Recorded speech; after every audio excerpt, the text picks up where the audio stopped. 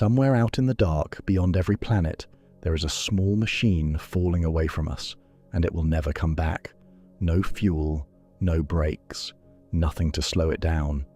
Built on 1970s technology, meant to last 5 years, it has already given us nearly 50, and it is nowhere near done.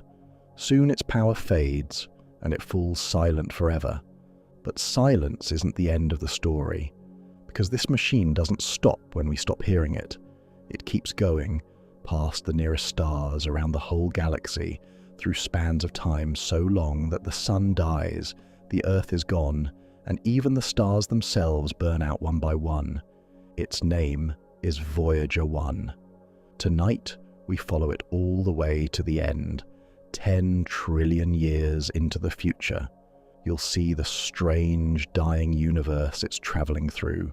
You'll find out where it actually ends up, and why a machine designed for 5 years may outlive almost everything in existence. Now get yourself comfortable, hit subscribe, we begin. Let's start with what it has already outlived. Its builders are old now, or gone. It was launched before most of us were born. And yet, at this very moment, while you sit listening to this, it is still racing outward, faster than any human being has ever travelled, and nothing in the universe is going to stop it. No friction out there to drag against it, no wall it will ever strike, no shore it will ever reach. It will outlive every person alive tonight. It will almost certainly outlive the sun, and it may outlive humanity itself. An aging, lonely machine, and the most distant object human hands have ever made. Right now, Voyager 1 is more than 25 billion kilometers from Earth, over 15 billion miles away. Numbers that large stop meaning anything, so let me put it a different way. Astronomers measure these distances in something called an astronomical unit, the average distance from the Earth to the Sun. Voyager 1 is now more than 172 of those units out, 172 times the entire gulf between our planet and the star that lights our sky. Picture it like this. Imagine you climbed into a car tonight and started driving straight toward it at highway speed, 60 miles an hour, 100 kilometers an hour, and you never stopped. No sleep, no fuel stops, no slowing down, ever. Guess how long that drive would take? It would take you around 30,000 years to arrive. 30,000 years ago, our ancestors were still sheltering through the last ice age, painting animals on cave walls by firelight. That is how far away this machine already is, and it moves away a little more with every heartbeat. Voyager 1 is travelling at about 17 kilometers every second, roughly 61,000 kilometers an hour, about 38,000 miles an hour. Speed like that is almost impossible to feel from the ground, so hold on to something familiar. At that pace, it would cross the entire United States, from New York to Los Angeles, in under 4 minutes. A journey that takes you 5 hours by jet, it would swallow in the time it takes to boil an egg. Every single year, it adds more than 3.5 Earth-Sun distances to the space behind it. More than 500 million kilometers of fresh emptiness, opening up between it and home, year after year after year. It is running away from us, and it will never turn around. In November of 2026, Voyager 1 will cross a threshold no human object has ever reached. It will become the first thing we have ever built to travel one full light day from Earth. Let me be clear about what that means, because it is stranger than it sounds. A light day is simply the distance light itself travels in 24 hours, and light is the fastest thing that exists. Nothing in the universe outruns it. Sunlight reaches your face in about 8 minutes. A beam of light could circle the entire Earth 7 times in a single second. And yet, to cross the distance between us and Voyager 1, that same light now needs an entire day. NASA calculates the exact moment, the 18th of November, 2026. On that morning, a radio command whispered from Earth will take almost 24 hours just to arrive. Think about what that does to a conversation. You send a question tonight, the machine cannot even hear it until tomorrow, and its answer does not return until the day after that. A single exchange, one question, one reply, now takes nearly 2 full days. We are no longer talking to Voyager 1. We are leaving messages for it across the silence. Voyager 1 launched on the 5th of September, 1977, sent up on a mission designed to last just 5 years. 5 years to fly past Jupiter and Saturn, send back its pictures, and quietly go dark. That was nearly half a century ago. Nearly 50 years later, it refuses to die. It is still out there, still moving, still faintly transmitting real science back across the void. Data no other machine in existence can give us, because no other machine has ever been where it is. But here is the problem. Everything that keeps it alive is running out.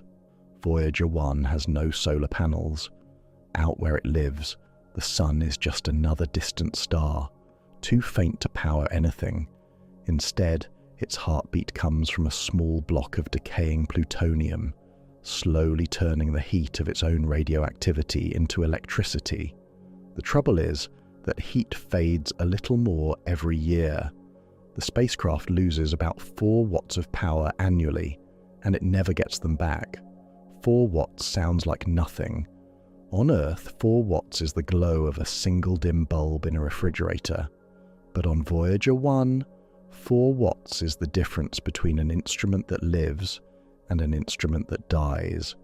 When it launched, its generators produced around 470 watts. Today, they produce less than half of that. So NASA has been forced into a slow, painful ritual. One by one, they switch off its instruments, quietly killing pieces of the machine to keep the rest breathing a little longer. And in early 2025, they reached a moment heavy with meaning. They shut down its cosmic ray detector, one of the very instruments that years before had confirmed the single greatest moment of Voyager's life. We will come back to what that moment was, but the sensor that witnessed it is now dark forever. Then came the night. It nearly lost its mind. In November of 2023, Voyager 1 began sending home gibberish, not silence, something almost worse. A steady, meaningless stream of ones and zeros, repeating on and on, like a voice that had forgotten how to form words. The radio link was still open, the machine was still there, but whatever it was trying to say had dissolved into nonsense. Imagine that feeling in the control room, a machine you have kept alive for 46 years, further away than anything humanity has ever touched, suddenly speaking a language that means nothing at all.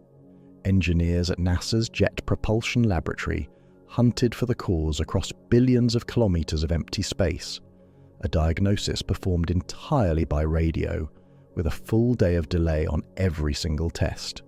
In March of 2024, they finally traced it. One of the spacecraft's 3 ancient computers had suffered a wound. A single memory chip had failed. Just one.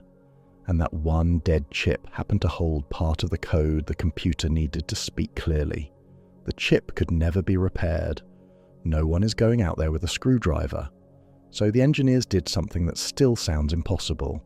They took 46-year-old software, written for computers older than most of the people now working on it, broke the damaged code into pieces, and carefully tucked those pieces into the empty corners of a memory system smaller than the storage in a modern car key. Then they sent the fix, one command, crawling across the dark for almost a full day. And on the 20th of April, 2024, against every reasonable expectation, Voyager 1 spoke clearly again. Here is the truth beneath that triumph, though. Every fix is temporary. The power keeps fading. The instruments keep going dark. And sometime in the 2030s, if the machine survives that long, the last of its strength will drain away, and its faint whisper across the void will fall silent for good. That word matters, so hold on to it. A whisper. Its transmitter is weaker than the little bulb inside your refrigerator, and yet that whisper has crossed more distance than anything our species has ever reached. One day, that whisper stops. We will send commands, and nothing will answer. The conversation that began in 1977 will simply end. But, and this is the part that changes everything, the machine does not stop when the voice does. Even silent, even blind, even cold and dead, Voyager 1 keeps flying. No brakes, no fuel, nothing in the empty dark to slow it by even a single mile an hour. Its silence is not its ending. Its silence is only the moment we stop being able to watch. And it does not fly alone. Bolted to the flank of Voyager 1 is a golden phonograph record, a gift, sealed and carried outward for whoever, or whatever, might one day find it. A committee led by the astronomer Carl Sagan spent nearly a year choosing what to put on it. In the end, they engraved onto that gold-plated copper disc a portrait of an entire world. 116 images of Earth, the sound of surf, of wind, of thunder, the songs of whales and birds, greetings spoken in 55 human languages, an hour and a half of music, from Bach to Chuck Berry, what Sagan called the Earth's greatest hits. And here is the quiet astonishment of it. Out there, with almost no dust and no weather to wear it down, that record is built to survive for something close to 1 billion years.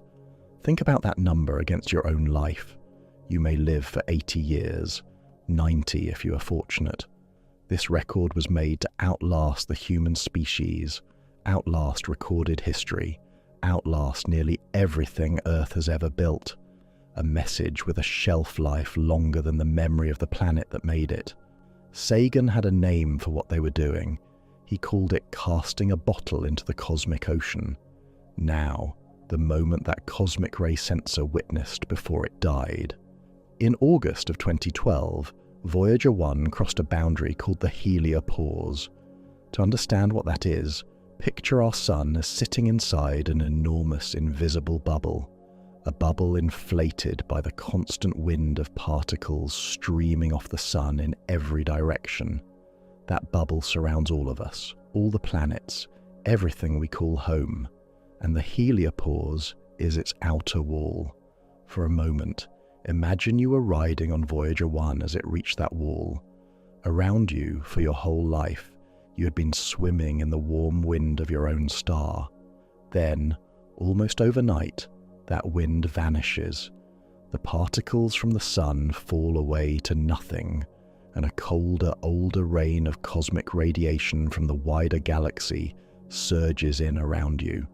In that instant, in 2012, Voyager 1 became the first spacecraft in history to leave the bubble entirely, the first human-made object ever to enter true interstellar space, the space between the stars. That space is not truly empty. It holds a thin, ancient haze of gas and dust, atoms forged inside stars that exploded and died millions of years before our sun was ever born. Voyager glides through it, untouched, feeling almost nothing, because out there almost nothing is there to feel. So where is all of this going? Voyager 1 is aimed roughly toward a faint constellation called Ophiuchus, a patch of sky most of us have never once looked at on purpose. It is not headed for any particular star.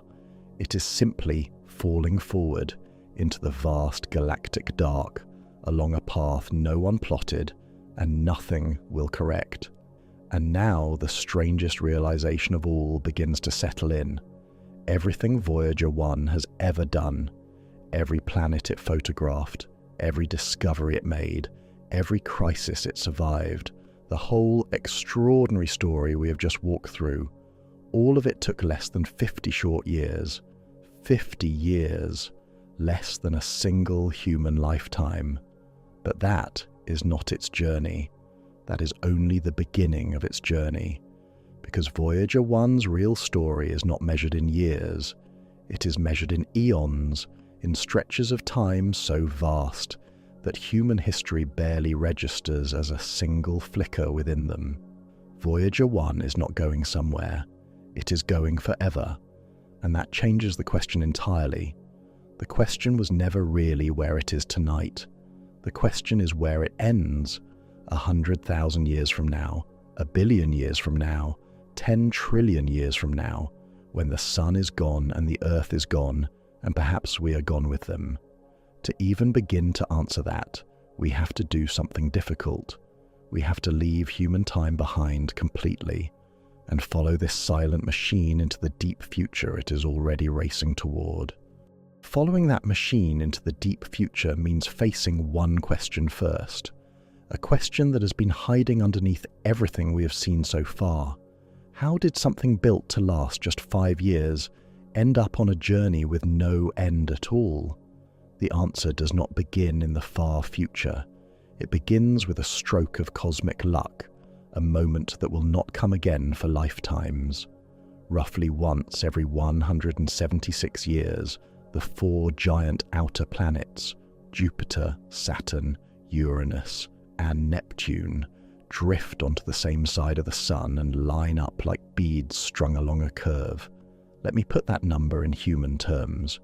176 years is longer than the United States has had electric light in its homes.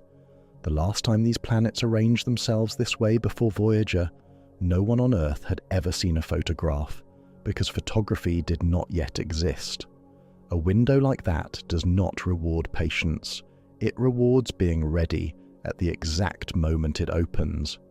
In 1965, a young engineer at NASA's Jet Propulsion Laboratory named Gary Flandreau noticed the alignment forming in the late 1970s, and he realized something remarkable. A single spacecraft, launched at just the right instant, could ride from one giant planet to the next, using each world as a stepping stone, touring the outer solar system in 12 years instead of a lifetime. They called it the Grand Tour, and the clock was already ticking. NASA seized the window. They built 2 nearly identical spacecraft and launched them within weeks of each other in the summer and autumn of 1977. The names are almost a trick of history. Voyager 2 went up first, on the 20th of August. Voyager 1 followed on the 5th of September, but on a faster, steeper path that would let it overtake its twin and reach the giant planets first. 2 small machines, each lighter than a compact car, thrown off the Earth toward worlds no human hand had ever touched. What happened next is the reason one of them will still be moving 10 trillion years from now.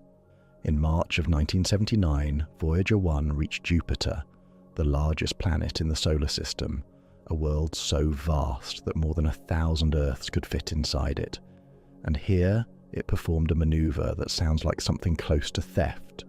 As the spacecraft fell toward Jupiter, the planet's immense gravity grabbed it and flung it forward, whipping it around and hurling it back out faster than it had arrived. Engineers call this a gravity assist. Most of us would call it a slingshot. Picture a small stone caught in the wake of a passing truck on a highway. The truck barely notices, but the stone, tugged along by that moving mass, is snapped forward and sent tumbling far faster than before. Voyager did the same thing to a planet. It stole a whisper of Jupiter's own orbital motion and turned it into speed. And it did all of this without burning a single drop of fuel. Jupiter lost an amount of momentum so tiny it can never be measured. Voyager 1 gained the push of a lifetime. Then came Saturn in November of 1980, and the most fateful decision of the entire mission. Voyager 1 swept in close, skimming roughly 77,000 miles above Saturn's cloud tops, about 124,000 kilometers, near enough that 10 Earths could have been lined up in the gap. But Saturn itself was not the real target of that final swing. Its giant moon Titan was. Titan is the only moon in the solar system wrapped in a thick atmosphere, and scientists desperately wanted a close look. So mission planners aimed Voyager 1 to pass just behind it. That single choice changed the machine's fate forever. The gravity of that encounter did not just speed the spacecraft up, it bent its path upward, lifting it clean out of the flat plane where the planets orbit, like a car launched off the edge of a racetrack and thrown into the sky above it. Here is the cost of that decision. By going up and over, out of the planet's plane, Voyager 1 gave up any chance of ever visiting Uranus or Neptune. Those worlds were left to its slower twin, Voyager 2, which reached them years later. But in trading away 2 planets, Voyager 1 bought something far larger. It bought infinity. Because after Saturn, Voyager 1 was moving faster than the Sun's gravity could ever undo. Let me explain what that really means, because it is the hinge the entire story turns on. Throw a ball into the air, and it falls back. The Earth's gravity always wins. Throw it harder, and it rises higher before returning. But throw it fast enough, past a certain speed, and it never comes back down at all. It climbs away and keeps climbing forever. Scientists call that threshold escape velocity. Voyager 1 had crossed exactly that threshold, not for the Earth, but for the entire Sun. From that moment on, the Sun's gravity could still tug at it, still slow it a little, still whisper at its back across the void, but it could never haul the spacecraft home. The leash was cut. The Sun had lost its grip on one of its own children, and this is the quiet, staggering implication most people never sit with. A machine moving faster than its star can reclaim, with nothing ahead to stop it, does not slow to a rest somewhere and park. It drifts outward, essentially forever, across distances and spans of time that have no natural end. The mission had become eternal. Nobody had to decide that. Physics decided it. For decades after Saturn, Voyager 1 simply crossed the outer solar system in silence, pushing far beyond the orbit of Pluto, that distant frozen world we once called the final planet. But leaving the planets behind is not the same as leaving the Sun's realm behind, because our Sun does not end at its last planet. It reaches out much, much farther, in a way you cannot see. Streaming off the Sun in every direction is a constant gale of charged particles, a wind of broken atoms blowing outward at hundreds of kilometers every second. We call it the solar wind, and that wind inflates an enormous invisible bubble around the entire solar system, like breath blown into a balloon that stretches for billions of miles in all directions. Scientists call that bubble the heliosphere, and it matters to you more than it might seem.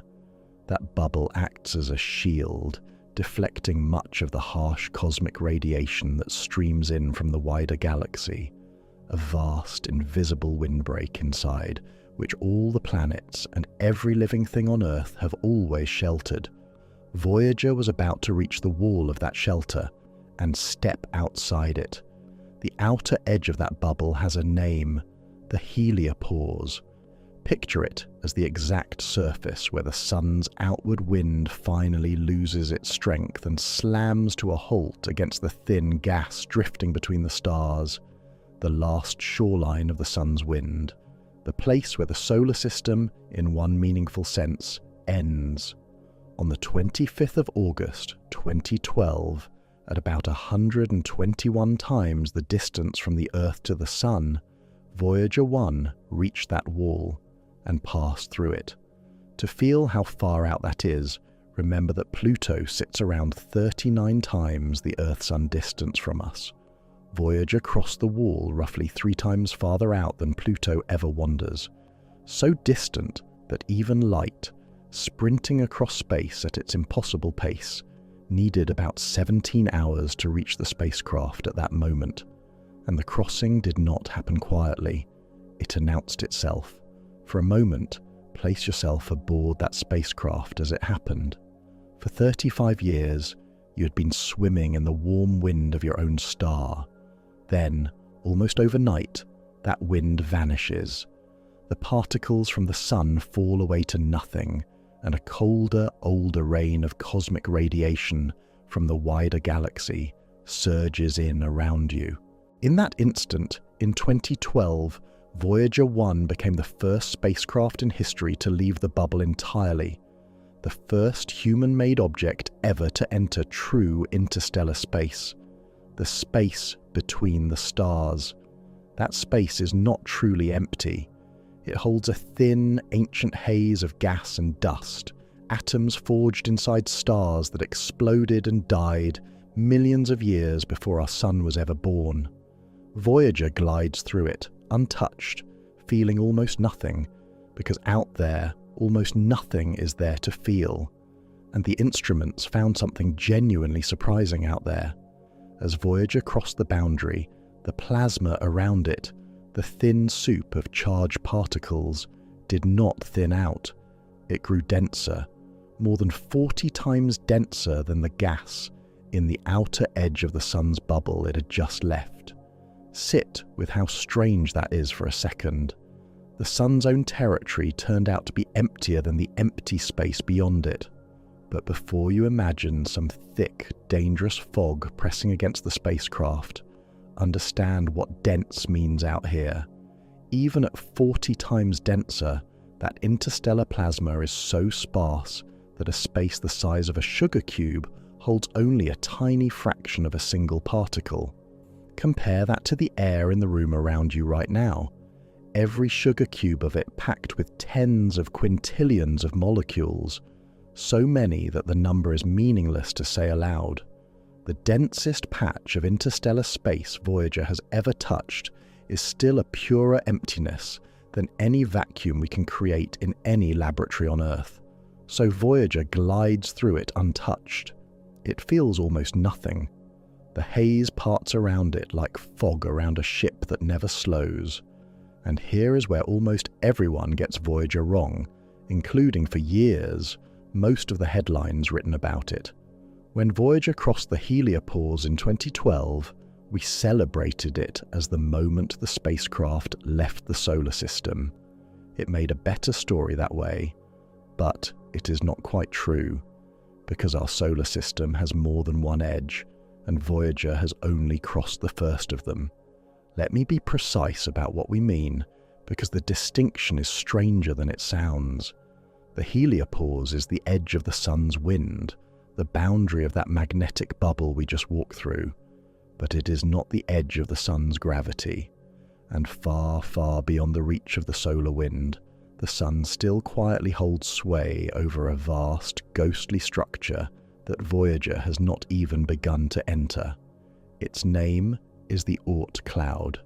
Picture this: surrounding our entire solar system, wrapped around the sun and all its planets like the shell around an egg, floats an immense spherical swarm of icy bodies, the frozen leftovers of the solar system's birth 4.5 billion years ago. Comets in their dormant state, trillions of them drifting in the cold and the dark, so far from the sun that from out there our star would look like nothing more than a single bright point among all the others. The Dutch astronomer Jan Oort first proposed this cloud in 1950, trying to explain where the great long-period comets came from, the ones that fall toward the sun once and then vanish for tens of thousands of years. He reasoned they must be raining in from some distant reservoir far beyond the planets, and that reservoir is what we now call the Oort cloud, the true gravitational border of the sun's kingdom. But here is what makes it almost impossible to picture: the distances involved. Remember the astronomical unit, the distance from the Earth to the sun. Voyager right now sits around 172 of those units out. That already took it nearly 50 years to reach. The inner edge of the Oort cloud may not begin until somewhere around 2,000 of those same units from the sun, and its outer edge, the genuine boundary of the solar system, may lie as far as 100,000 astronomical units away, 100,000 times the distance from the Earth to the sun. Let me turn that into time, because time is the only ruler that makes it real. Voyager crossed the wall of the sun's wind in 2012 after 35 years of travel. Guess how much longer it needs just to reach the inner edge of the Oort cloud? About 300 years. 3 centuries of flight from now, before Voyager even arrives at the clouds near shore. Everyone alive today will be gone. Their children and their children's children for 10 generations will live and die before the spacecraft so much as touches the inner edge and crossing the cloud itself. That is where the number becomes almost unbelievable. To pass all the way through the Oort cloud and finally emerge from the far side, to truly, completely leave the sun's gravitational domain, Voyager will need something like 30,000 years. Sit with that. 30,000 years spent crossing a single feature of our own solar system. Reach that same span backward into our past, and you land in the depths of the last ice age, when our ancestors were painting animals onto the walls of caves by torchlight, and mammoths still walk the frozen plains of Europe.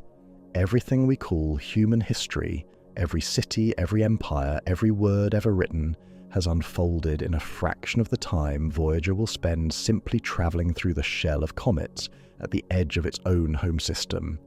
So the truth is humbling and worth saying plainly.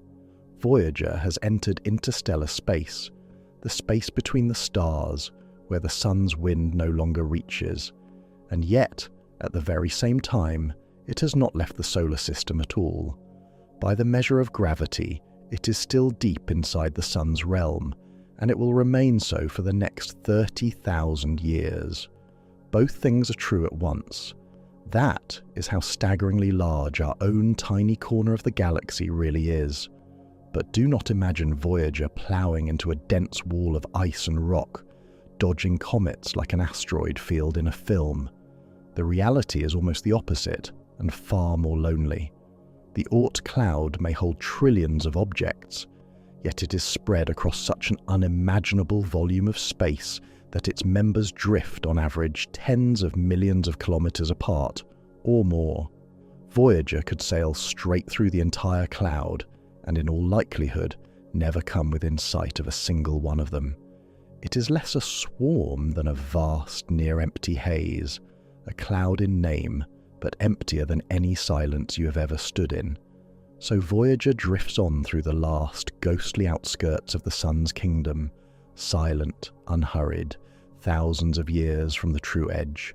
And through all of it, the wind's edge already behind it, the comet shell still ahead, one fact stays constant, and it is the single most important fact in this entire story. Out there, in that near-perfect emptiness, there is no air, no friction, no drag, nothing pressing against the spacecraft to steal its motion away. Here on the ground, we forget that everything stops. A rolling ball, a coasting bicycle, a thrown stone. They all slow and settle because the earth is full of things to rub against. Air resists them, ground grips them. Motion here is always borrowed, always fading.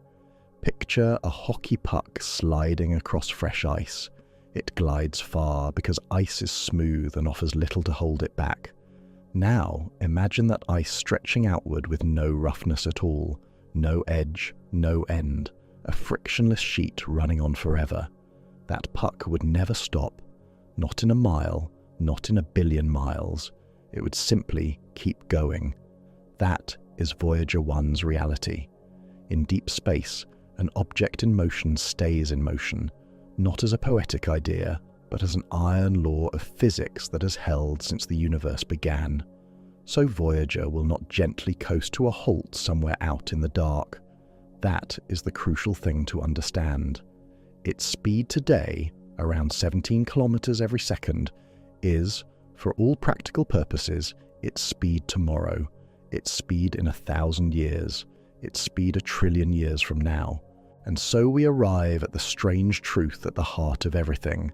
The mission, the human project, the plan, the science, the fragile machine slowly running out of power, that is ending.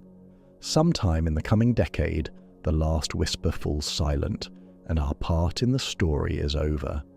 But the journey the mission began does not end when we stop watching. It has barely started. A silent, unstoppable object released from its star, gliding through the ashes of dead suns at a speed nothing will ever take from it, pointed outward into the deep galactic dark with all of time ahead of it.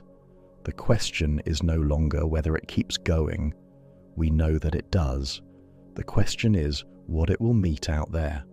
And the very first thing waiting for Voyager 1, far ahead in the dark, is another star. We are always told that Voyager 1 is heading for the stars. It sounds romantic. It sounds like a destination. But it hides a question almost nobody stops to ask. Which stars? And how close does it truly come? Because the honest answer is stranger, lonelier, and far more humbling than the phrase suggests. Let me be precise about the distances we are dealing with, because they are easy to say and almost impossible to feel. The nearest star to our Sun is Proxima Centauri, a small red dwarf sitting about 4¼ light years away. A light year is the distance light travels in a full year, and light is the fastest thing that exists, crossing the gap from the Sun to your eyes in about 8 minutes. To cross the distance to Proxima, that same light needs more than 4 years. Now put Voyager on that road. Guess how long it would take at 17 kilometers a second just to cover the gap between us and that single nearest star. More than 70,000 years. Reach that same span backward into our own past, and you land in an age when the last Neanderthals were still walking the earth and the first modern humans were painting animals onto cave walls by firelight. That is how long Voyager would need merely to reach the closest star in the sky. And here is the anticlimax hiding inside the romance. Voyager 1 is not aimed at Proxima Centauri at all. Its path leaves that star several light years off to the side, barely different from where Proxima sits tonight. So, the nearest sun to home is one Voyager will never truly meet. The famous encounters lie elsewhere, and to understand them, we have to correct something almost everyone gets wrong about the night sky. We picture the stars as fixed, painted in place, eternal. They are not. Every star you have ever seen is racing through the galaxy on its own path, at its own speed, in its own direction. We do not notice for the same reason you cannot see the hour hand of a clock move. The motion is real, but our lives are far too short to catch it. Stare at the sky your whole life, and the constellations will look identical the night you die as the night you were born. But stretch that view across tens of thousands of years, and the whole sky flows like a slow river. Stars drift, patterns dissolve, and some stars right now are quietly falling toward us. To map that river, astronomers turn to one of the most precise instruments ever built. The European Space Agency's Gaia mission spent years doing something staggering, measuring the exact positions, distances, and motions of well over 1 billion stars, with a precision no telescope in history had ever reached. With that map in hand, 2 scientists, Corinne Baylor-Jones of the Max Planck Institute for Astronomy in Germany, and Davide Farnocchia of NASA's Jet Propulsion Laboratory, did something that sounds almost like fortune-telling. They took the motions of more than 7 million stars and the trajectory of Voyager itself, and ran the whole system forward, letting the galaxy turn for millions of years to see which stars the spacecraft would drift past. What they found rewrites the romantic phrase entirely. Voyager is not flying toward the stars are drifting toward it. The most famous of these meetings comes with a faint red dwarf called Gliese 445. Today, Gliese 445 sits more than 17 light-years away, tucked into the northern constellation Camelopardalis, so dim you could never find it with your eyes alone. But this little star is not sitting still.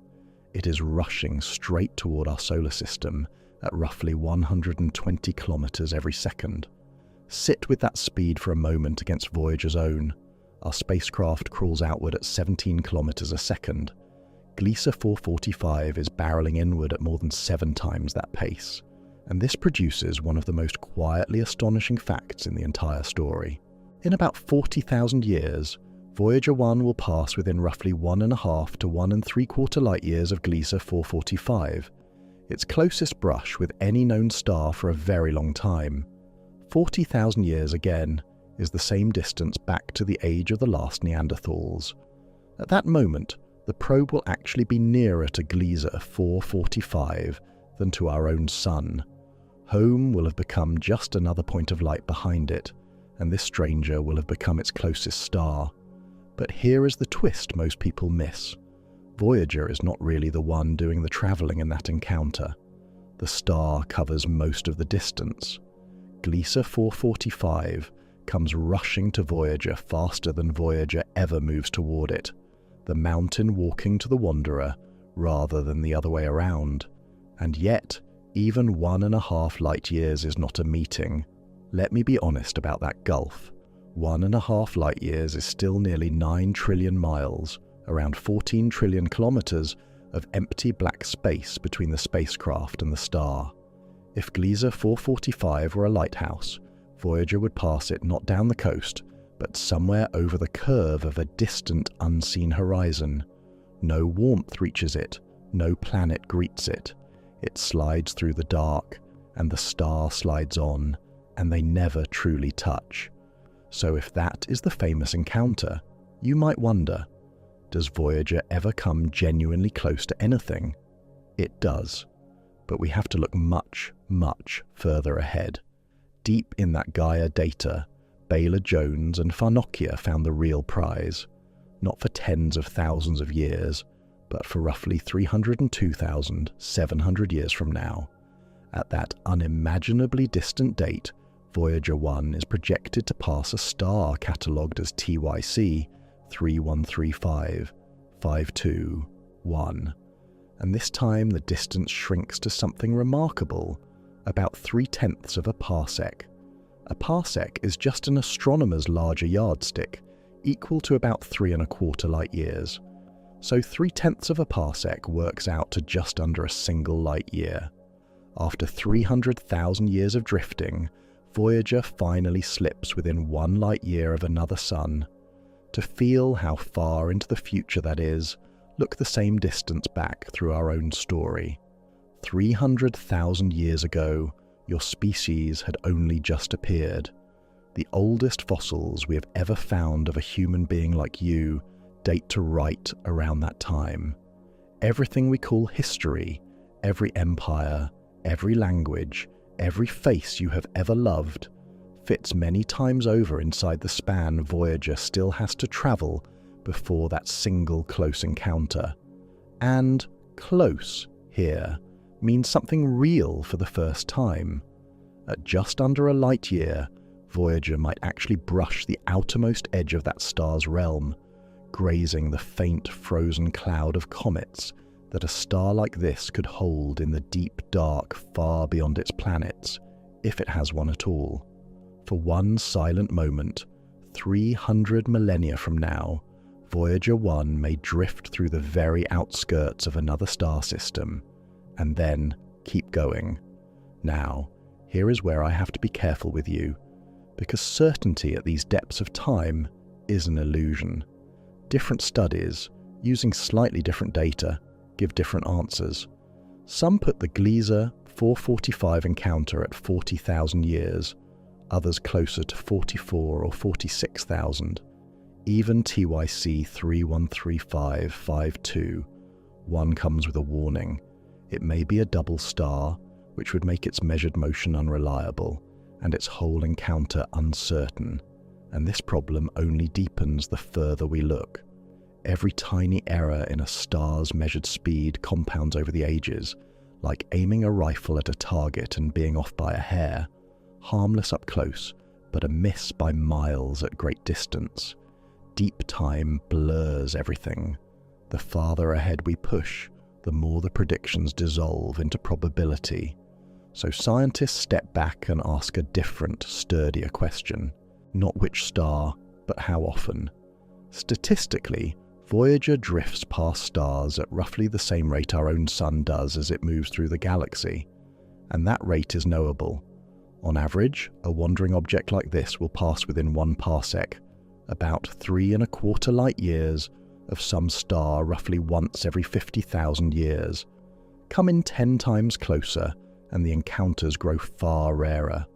Baylor-Jones and Farnokia estimate that Voyager will likely pass within about 1/10 of a parsec of some star, genuinely close in cosmic terms, once you give it around 5 million years. 5 million years. Look that far into our past, and creatures that would one day become us were just beginning to stand and walk upright on the African plains, still unimaginably far from the first stone tool. That is the time scale on which Voyager finally gets close to something, and not one of these encounters was ever aimed. Remember that.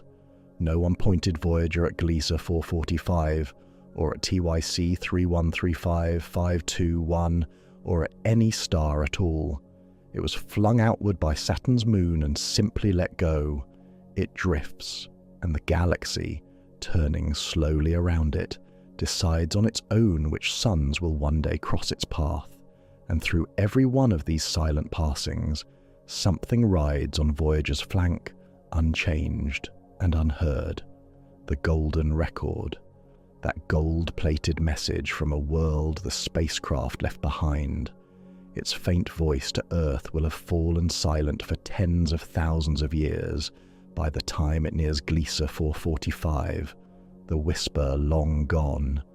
But the record itself keeps going, gliding past star after star, carrying the sounds of a planet to no one in particular. Carl Sagan had a phrase for this that has never been improved upon. He called the record a bottle cast into the cosmic ocean. And the more you understand about these encounters, the heavier that phrase becomes. Because think about who could ever find it. Not a person on a passing world. Voyager never lands, never enters a solar system, never comes closer than the frozen outer edge of one, and only then after hundreds of thousands of years. Any finder would have to be a civilization far beyond us, able to cross the very interstellar distances we cannot even dream of crossing ourselves, capable of spotting a dark, silent object the size of a small car in the immensity between the stars. And the odds that any single star Voyager passes even hosts such a finder are vanishingly small, near zero. Honestly, almost certainly zero. So let me be truthful about what that record is and what it is not. It is not really a letter in the mail, addressed and expected to arrive. Its true audience may well be no one, an unread message, drifting forever past suns that never notice it. But that was never quite the point. Sagan understood that. The record is less a message we expect to be received than a symbol of what we are. A small, fragile species that, knowing the odds were almost nothing, chose to reach outward anyway. To send the sound of a heartbeat and a piece of music and a spoken hello into the dark on the barest hope that somewhere, sometime, someone unthinkably far away might hear it. Its real audience in the end might be us, a mirror held up to remind us we were here and that we tried. And these first star passings, Gliese 445, TYC 3135521, the scattered encounters across 5 million years, feel enormous. They span timescales that dwarf all of human history, but step back far enough, and they are only the opening steps of a much larger motion. Because while Voyager drifts past these individual stars, it is also caught up in something vaster, something it can never escape. A single, immense, sweeping curve that carries every star in this part of the sky, and now our little machine along with them. Voyager is not just wandering between suns, it has joined the slow, turning wheel of the entire galaxy, and that motion is measured not in thousands of years or even millions, but in something far grander still. Zoom out from those single stars, Gliese 445, the sun Voyager passes in 40,000 years, and that far more distant star it grazes hundreds of thousands of years beyond, and a deeper motion swims into view, a motion so slow and so vast that every encounter we just traced is happening inside it, like small eddies drifting on the surface of a far greater current, unaware of the river carrying them. Because Voyager 1 is not flying in a straight line across the galaxy. It never was. We tend to picture it that way, an arrow loosed from the sun, streaking outward forever in one fixed direction. But that picture is wrong. Like every star you have ever seen, like the sun itself, Voyager is now caught in a long, curving fall around the center of the Milky Way. It has become a citizen of the galaxy, bound like 100 billion suns before it to the same immense turning wheel. And to understand where that wheel carries it, we have to grasp just how enormous a single turn of that wheel really is. Let me put the size of it into terms a human mind can actually hold. Our sun, dragging all its planets behind it, orbits the heart of the Milky Way once every 225 to 250 million years. Ed Stone, the man who served as Voyager's project scientist for nearly half a century, put it plainly. Every star in our neighborhood rides an orbit like that, and the Voyagers now ride those same orbits too. That single number is almost impossible to feel on its own. 250 million years. So let me anchor it in something real. Reach back into Earth's own past by exactly one of those laps. The last time our sun sat where it sits tonight in its journey around the galaxy, the planet below it had just barely survived the worst catastrophe in its entire history, the Great Dying, when nearly all life in the oceans was scoured away in a single geological heartbeat, and the very first dinosaurs were only beginning to stir. Think about that. One trip around the galaxy ago, the age of the dinosaurs had not yet even begun. That is how long a single lap takes. And here is the detail that finally makes the scale land in your chest. In the entire life of the sun, 4.5 billion years, stretching back to before the Earth even had a solid crust, it has completed only about 20 of those laps. 20. A star billions of years old has circled its own galaxy roughly 20 times, and no more. You could count the sun's lifetime, the whole unimaginable span of it, on your fingers and toes. Voyager has now joined that same slow, patient procession. It is one more traveler on the Great Wheel, and the scientists tell us it will keep circling. Not for thousands of years, not for millions, but for billions. But the orbit is not a flat, simple ring. And this is where Voyager's path grows quietly stranger than we might expect. Picture the Milky Way seen from the side, edge on. You would see a vast, thin disk, a glowing plate of stars, far wider than it is deep, like a dinner plate compared to a marble. And everything orbiting inside that disk does not simply go around in a circle. It also bobs gently up and down, rising above the crowded central plane and then sinking back down through it, over and over, across the ages. Think of a wooden horse on a carousel. As the whole ride turns, the horse rises and falls on its pole, up, then down, then up again, while it also travels in its great circle. That is exactly how stars move through the galactic disk, around and up and down, all at once. Now, here is where it would be easy to be fooled, and where I want to be careful with you, because the truth is more interesting than the myth. Remember that final swing past Saturn's moon Titan, the maneuver that hurled Voyager up and out of the flat plane of the planets. It is tempting to imagine that this same kick sends Voyager climbing high and lonely above the galaxy, leaving the crowd of stars behind. But that is not what the physics says, and the confusion hides a subtle trap. The tilt Voyager got from Titan was measured against the plane of our planets, a small local thing. Measured against the vast disk of the galaxy, Voyager's motion is nothing special at all. Its speed, around 17 kilometers a second, is an utterly ordinary drift for a star in our neighborhood. When Shokros-Kakarov and Avi Loeb actually plotted its path, they found that Voyager's rise and fall through the galactic disk closely resembles the Sun's own. It does not soar high above the crowd into empty country. It bobs up and down within the thin disk, right alongside the other stars, one more face in the throng.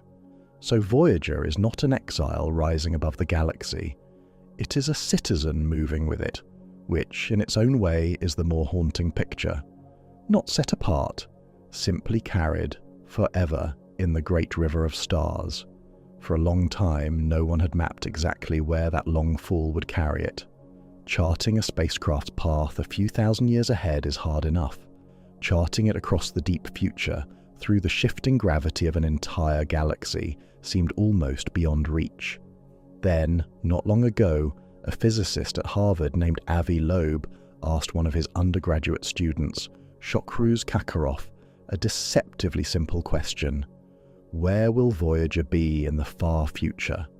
To answer it, Kakarov built a detailed model of the entire mass of the Milky Way, the combined pool of all its stars, all its gas, and all its unseen dark matter, woven together into one gravitational map.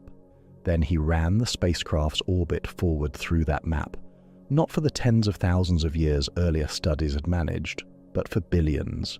And the answer they published is quietly staggering. In roughly 1.75 billion years, around 1.8 billion by their calculation, Voyager 1 will have swung all the way around and clear across the galaxy, ending up on the far side of the entire Milky Way, opposite our own Sun. 100,000 light-years of star-filled space will lie between the machine and the world that built it. Sit for a moment with what nearly 2 billion years actually is. We just used it to measure Voyager's journey, now use it to measure home. Look that same distance backward into Earth's past, and you find a planet with no animals on it at all. No plants, no creatures walking any shore, nothing you could see with the naked eye, only microbes, drifting in a silent, empty sea for a stretch of time longer than complex life has existed since. As much of the past as separates us from that near-lifeless world will unspool into the future, and Voyager will still be flying, still intact, now a stranger standing on the opposite bank of the galaxy. But by the time it reaches that far shore, something will have happened much closer to home, something final, because the Earth that launched Voyager will not survive that long crossing, not in any form we would recognize. The reason is our own Sun, and it is not the dramatic death most people imagine. We tend to picture the ending as fire, the Sun swelling into a vast red giant and swallowing the Earth whole. That does happen, but not for another 5 billion years or so. Voyager's homeworld has far, far less time than that. Here is the quieter, more relentless truth, the one that gets overlooked. Our Sun is slowly brightening as it ages, growing roughly 10% hotter every billion years. 10% sounds like almost nothing, and across a single human lifetime, it is nothing. Utterly imperceptible, far too gradual for any person who ever lived to notice it. Imagine a dimmer switch on the entire sky, turned up so slowly that no one alive could ever catch it moving. That is the process. Invisible, silent, and unstoppable. But turn that switch far enough, and the consequences become catastrophic. In about 1 billion years, that rising heat will likely push the Earth past a fatal threshold. The oceans will begin to evaporate up into the sky, and once that begins, it feeds on itself. Water vapor traps heat. Trapped heat boils away more ocean. More vapor traps still more heat. A runaway spiral, tightening year after year, until the seas that cradled every living thing bleed away into the atmosphere, and are lost to space. Life on the surface would end long, long before the sun itself ever dies. The world would go dry and quiet under a brightening, indifferent star. While Voyager was still only partway across the galaxy, its homeworld dying behind it before it ever reached the far shore. And through all of it, Voyager keeps flying, untouched, unbothered, an orphan machine, outliving the planet that made it, and the entire living world that planet once carried. Think about what that truly means, because it may be one of the most haunting implications in this entire story. When the oceans are gone and the surface lies scorched and bare, almost everything humanity ever built will already be dust, our cities eroded to nothing, our monuments ground flat by wind and time, every road, every tower, every bone in every grave reclaimed and erased by a dying world. And yet Voyager will still be out there, silent, whole, gliding through the dark exactly as it does at this very moment. So there is a real chance, a sober physical chance, not a poetic flourish, that this one small machine becomes the last enduring evidence that humanity ever existed at all. Not a pyramid, not a book, not a fossil, a 1970s spacecraft, adrift between the stars, carrying the only surviving proof that we were ever here to leave it. And on its flank, that proof carries its own quiet countdown. The golden record was built to endure for around 1 billion years. But endure is not the same as untouched. Out in interstellar space, 2 slow forces work against it without pause. Cosmic rays, high-energy particles streaming in from the wider galaxy, sleep through it endlessly, year after year, age after age, and microscopic grains of interstellar dust, though vanishingly rare, strike its exposed surfaces over the eons and slowly, grain by grain, sandblast them down towards smoothness.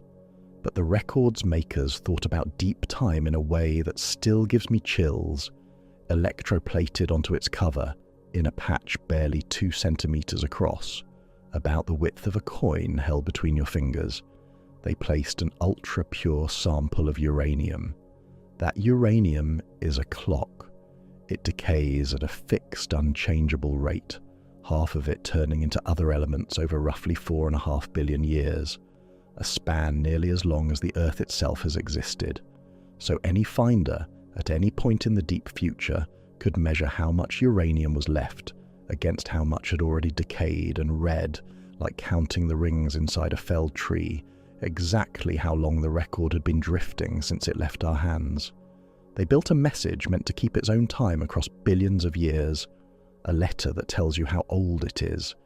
And yet, here is the aching irony folded inside it. The disk itself may wear away before that clock ever runs down. The message, the sounds, the music, the spoken greetings, the images of a living Earth could be sandblasted into silence while the uranium clock and the bare metal body carrying it fly on for ages more. The messenger may outlive the message. The bottle may survive long after the letter sealed inside it has faded to nothing at all. And Voyager's long journey raises one more possibility, a genuinely unsettling one, about worlds that are not our own. Consider this carefully. Most stars in the Milky Way formed billions of years before our sun ever ignited. On the cosmic timeline, we are latecomers. We arrived late to a very old party. So Avi Loeb points to the obvious, uncomfortable implication.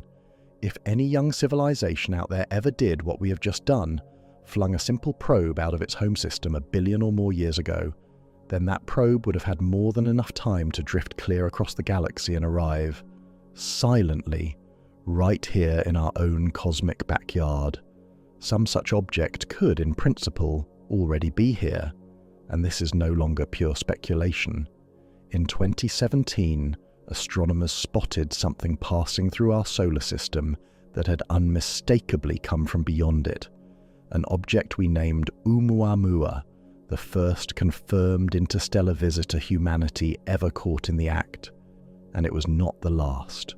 More wanderers from other stars have been found since. We now know, for certain, that objects do cross the vast gulfs between the stars.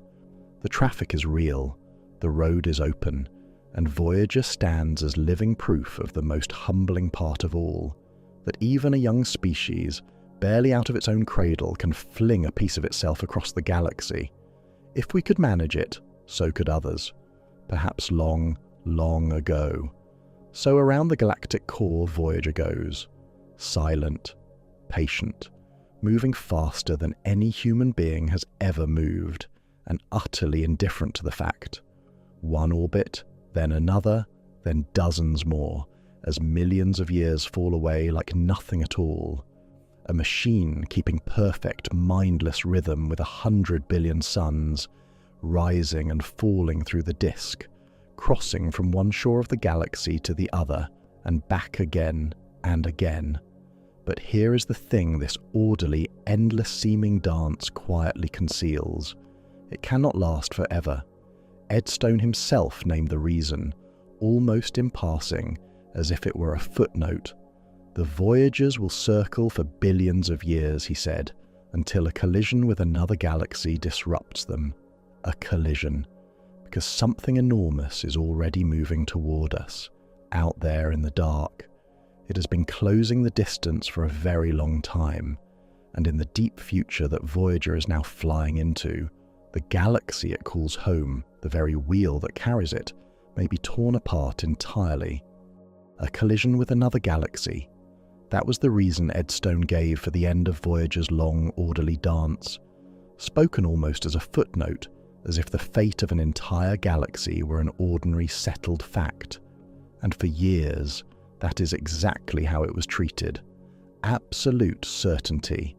A cosmic catastrophe printed in textbooks, narrated in planetariums, taught to schoolchildren as simply what will happen. Not a possibility, but a promise written into the future. Here is what everyone was so sure of. Our Milky Way is not alone in the dark.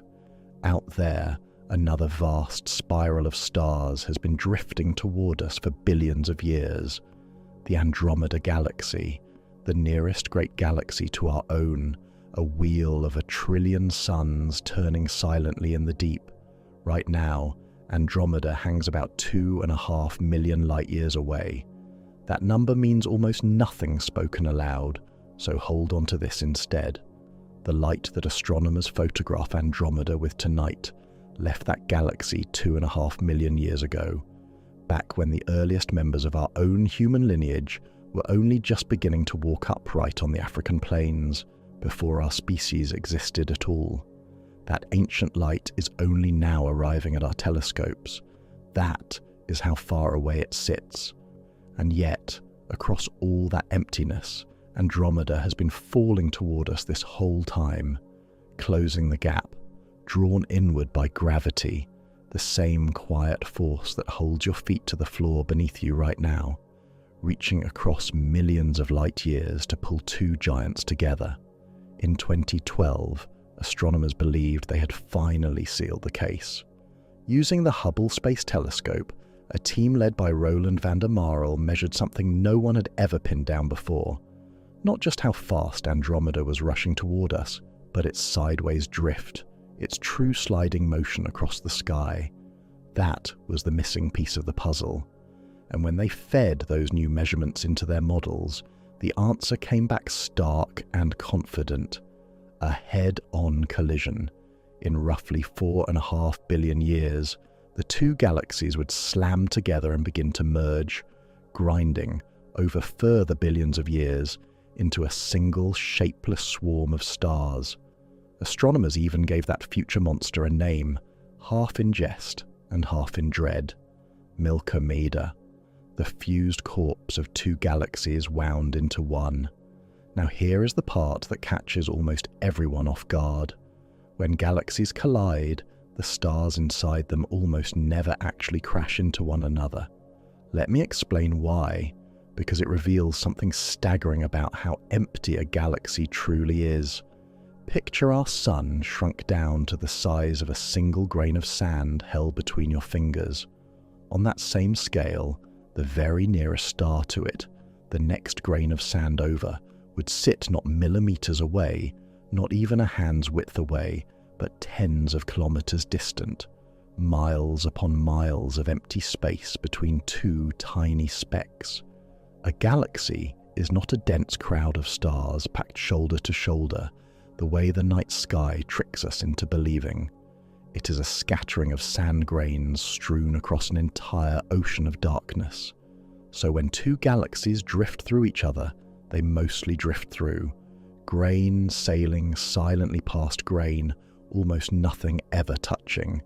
The individual stars survive the encounter, untouched, but their paths do not survive. Gravity, during that merger, seizes every single star and hurls it onto a wild new orbit. Nothing is smashed, and yet everything is rearranged. The entire architecture of the galaxy, every carefully turning orbit built up patiently over billions of years, gets shuffled like a deck of cards, flung into the air, and left to fall wherever chance decides. And this violent reshuffling was long presented as the Milky Way's guaranteed destiny. Certain, inevitable, written in stone. Except it was not written in stone at all. In 2025, a team of astronomers led by Til Sawala published a study in the journal Nature Astronomy that quietly detonated the whole idea. They did something the earlier work simply could not manage, using fresh, sharper data drawn from both the Hubble telescope and the European Space Agency's Gaia mission, that same extraordinary star mapping machine that plotted Voyager's future stellar encounters. They ran the entire collision scenario not one time, but many thousands of times over. In each run, they let every measurement wobble within the true range of its uncertainty, then watched to see how often the two galaxies actually met, and the result overturned decades of confidence in a single stroke. They found only about a 50% chance that the Milky Way and Andromeda merge at all within the next 10 billion years. Not a certainty, a coin flip. The authors themselves described it in nearly those exact terms. The near-certain collision had collapsed into little more than the toss of a coin, and a direct, head-on smash, the dramatic version everyone had always pictured, that now looked less than 2% likely, vanishingly close to nothing at all. Sit with what that actually means for a moment.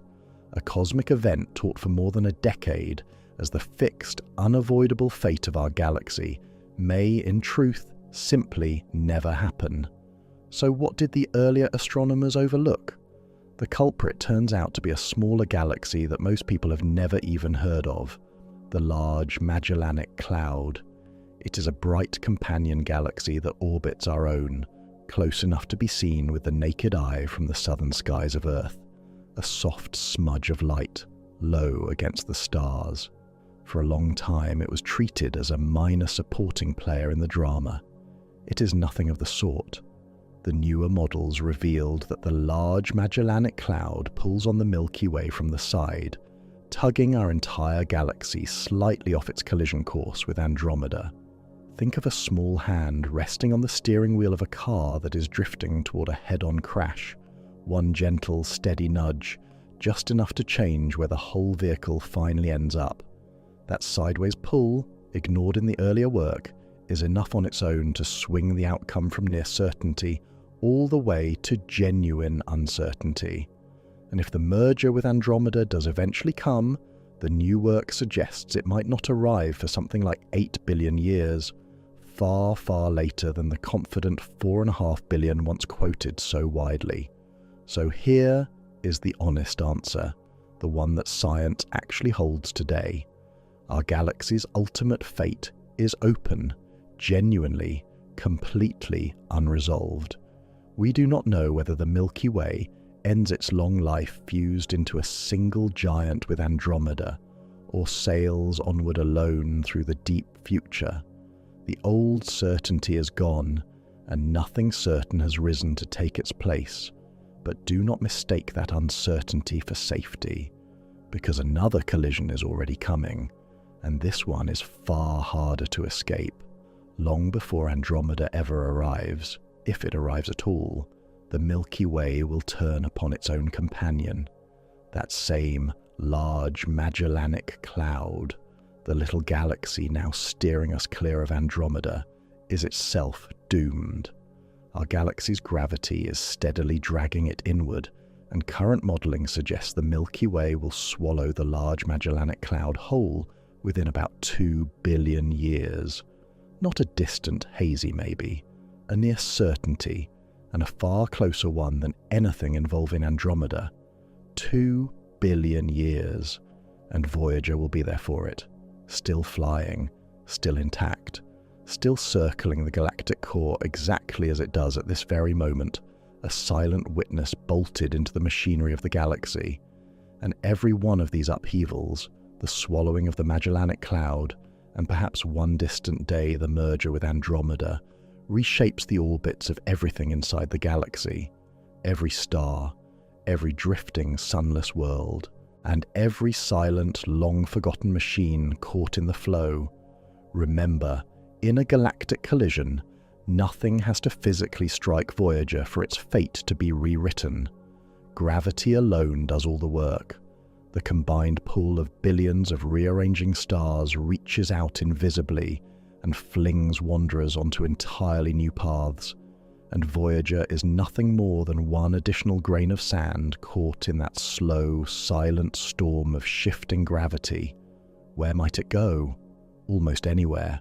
The upheaval could hurl Voyager deeper inward, sending it plunging toward the crowded, radiation-drenched heart of the galaxy, where stars swarm thick and danger rises. Or it could be flung the opposite way, cast outward, faster than before, toward the thinning edge of the galaxy and beyond it. And that second possibility is stranger than it first sounds. Modelling of these great mergers suggests that something like a 1 in 5 chance exists that an object like Voyager is ejected from the galaxy altogether, thrown clear, expelled into the vast, lightless gulf that lies between galaxies, the intergalactic void, where a single speck of matter can drift for eternities with not one star near enough to ever warm it. For a moment, place yourself aboard that spacecraft as the merger unfolds around it. You would feel nothing sudden, no impact, no shudder, no wall of fire rushing toward you. That is the eerie truth of a galactic collision. Over millions of years, far too slowly for any living eye to ever catch the motion, the sky around you would simply begin, quietly, to change. New stars would drift into view where none had been before. Familiar shapes would stretch thin and dissolve. The soft, glowing band of the Milky Way arcing overhead would slowly warp, twist, and reknit itself into something no longer recognizable, as two entire galaxies wove their stars together in perfect, total silence. And if Voyager were among the ejected, one of the exiles cast out into the black, you would watch, across those same unimaginable spans of time, the entire galaxy shrink slowly behind you, 100 billion stars collapsing in your wake into a single dwindling smudge of pale light, adrift in an ocean of absolute dark. Everything that ever mattered to the world that built you, receding into one faint, lonely island of brightness, and then smaller still. If Voyager stays, it drifts on beneath a sky utterly transformed, the old constellations gone, the heavens rearranged into a pattern no human eye will ever look upon. If it goes, it becomes something lonelier than we truly have words for, an orphan of an orphaned world, adrift now between the galaxies themselves. Either way, it keeps moving. It always keeps moving.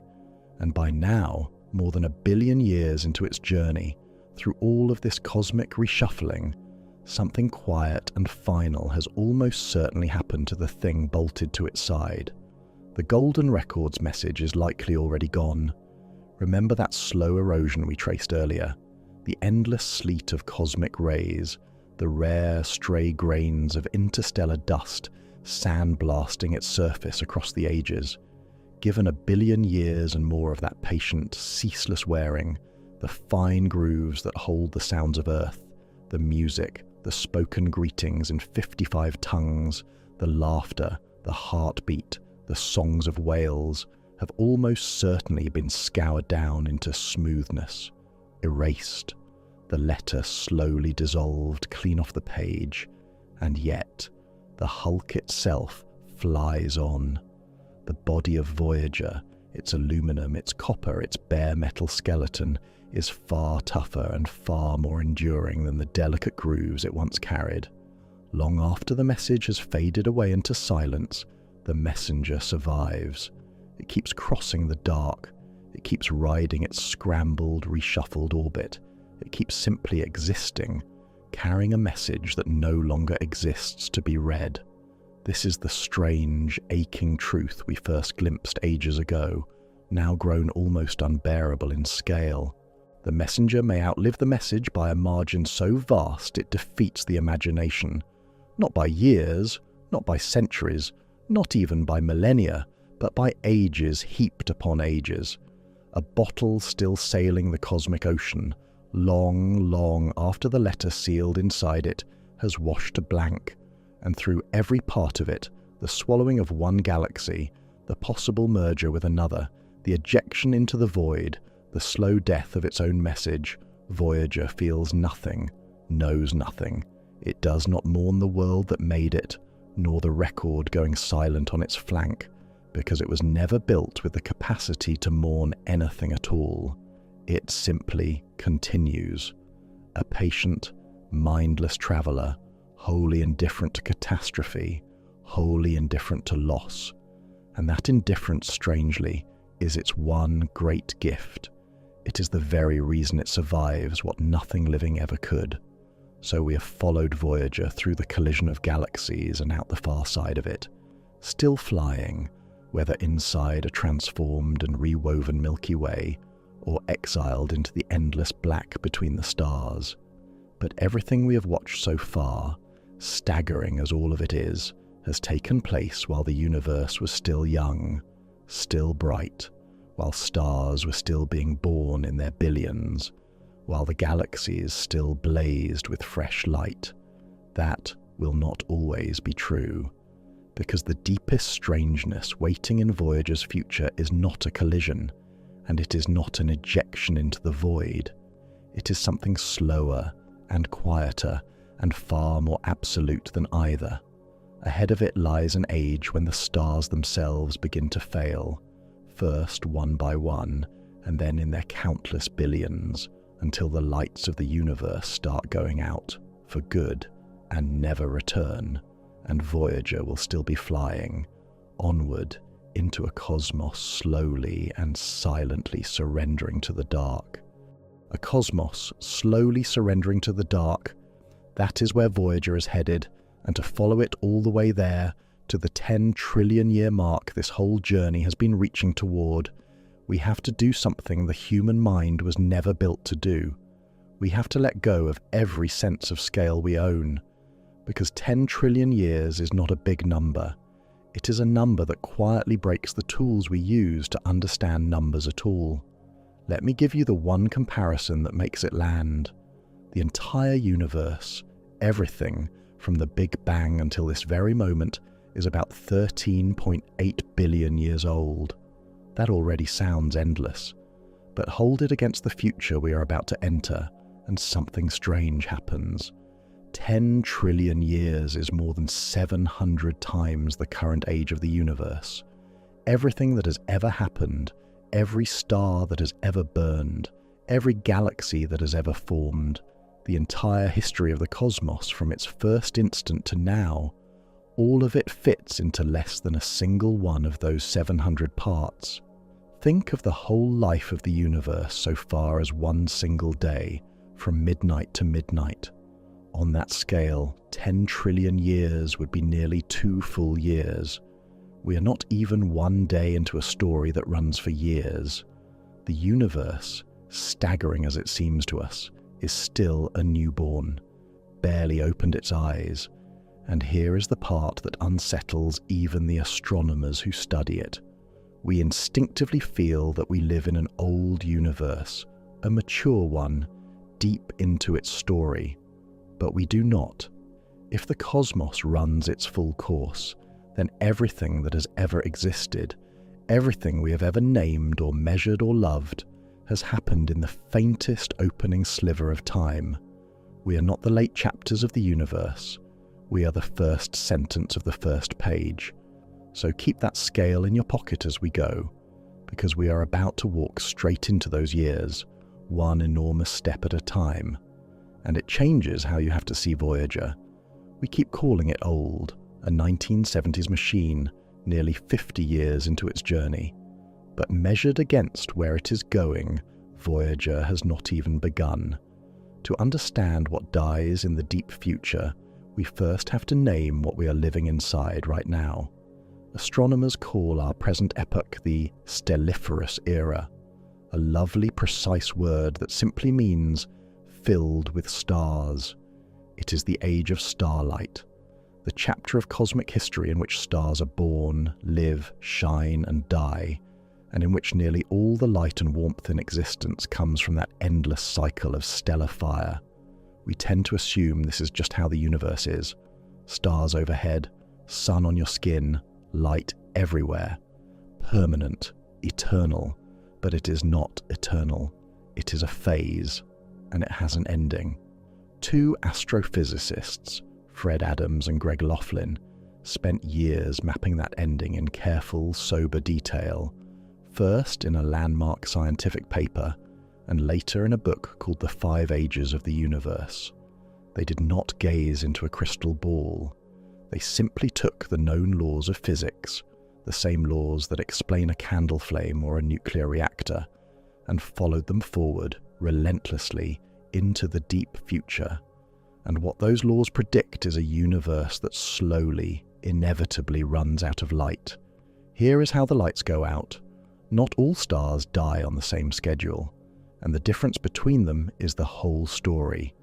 The giant stars, the brilliant, massive blue-white blaze of them, burn the hottest and the brightest, but they pay for it. They tear through their fuel so recklessly that they live only a few million years before detonating. Think of a bonfire built too high, magnificent, roaring, and gone by morning. In cosmic terms, these titans are already ash almost as soon as they form. Sun-like stars, our own kind, are steadier. They last billions of years, quietly fusing hydrogen, but even they have an ending written into them.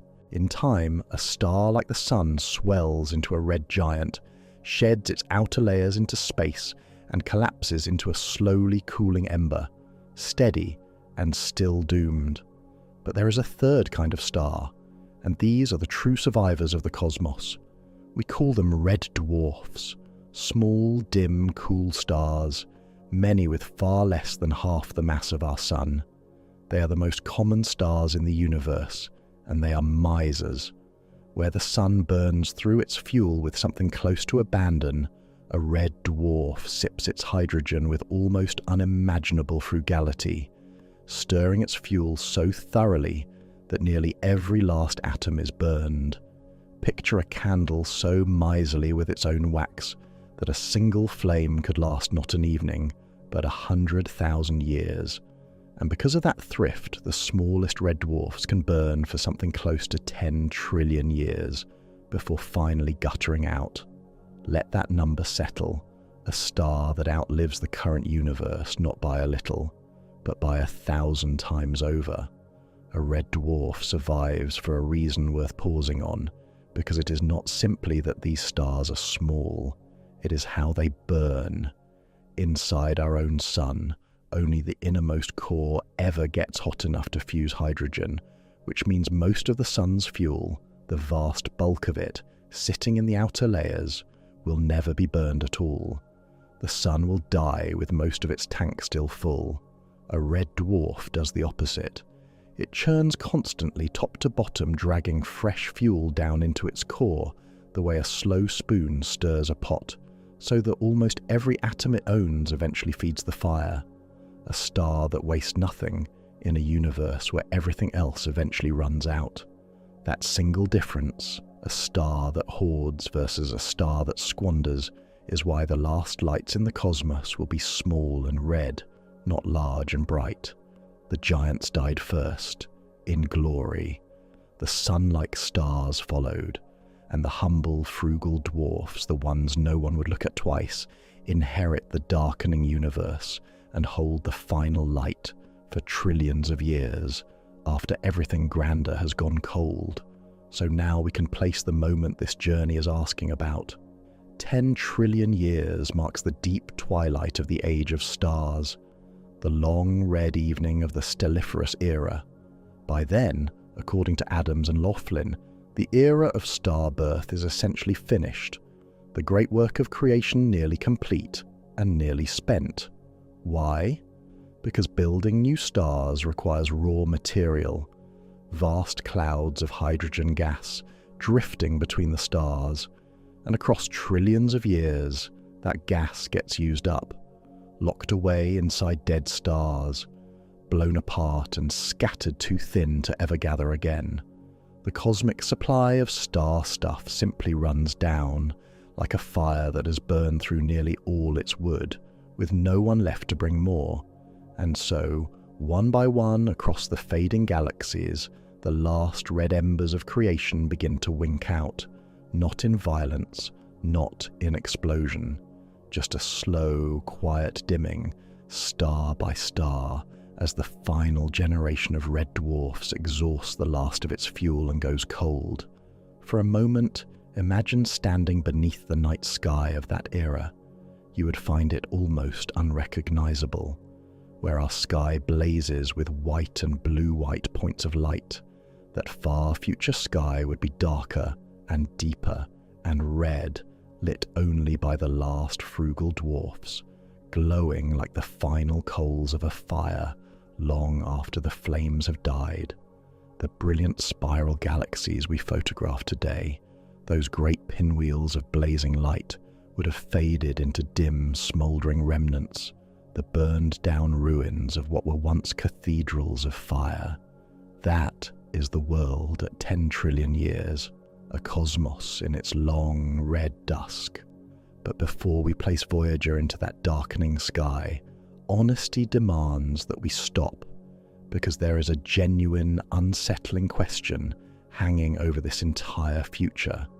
We do not actually know for certain that the universe survives to be 10 trillion years old. For a long time, the answer seemed settled.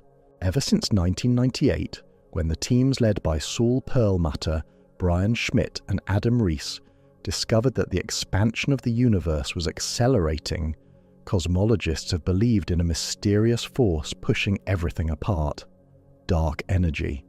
And the standard picture said dark energy was constant, unchanging, an eternal pressure driving the cosmos to expand forever, colder and emptier and darker without end. But then, the data grew strange. Beginning in 2024 and deepening through 2025, a vast international project called the Dark Energy Spectroscopic Instrument, DESI for short, mapped millions of galaxies stretching billions of years back in time, and the results hinted at something no one had expected. Dark energy may not be constant after all. It may be slowly weakening. Here is why that possibility is so profound. If dark energy is fading, then the endless expansion is not guaranteed. Given enough time, gravity could win. The expansion could slow, stop, and reverse, the entire universe falling back inward toward a fiery collapse that scientists call the Big Crunch. Consider for a moment what a collapsing universe would actually be like to witness, if anyone were left to witness it. The first sign would not be fire, it would be motion in the sky.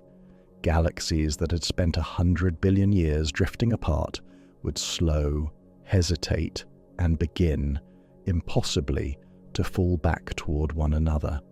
the dark between them would shrink, and the ancient afterglow of the Big Bang, that cold whisper of radiation filling all of space, now sitting just below 3 degrees above absolute zero, would start to warm, degree by degree, then faster, until the whole sky glowed, then blazed, then became an oven with no outside. Everything that expansion had spread thin across unimaginable distances would be gathered back up and crushed into a single point of heat, a universe swallowing itself whole.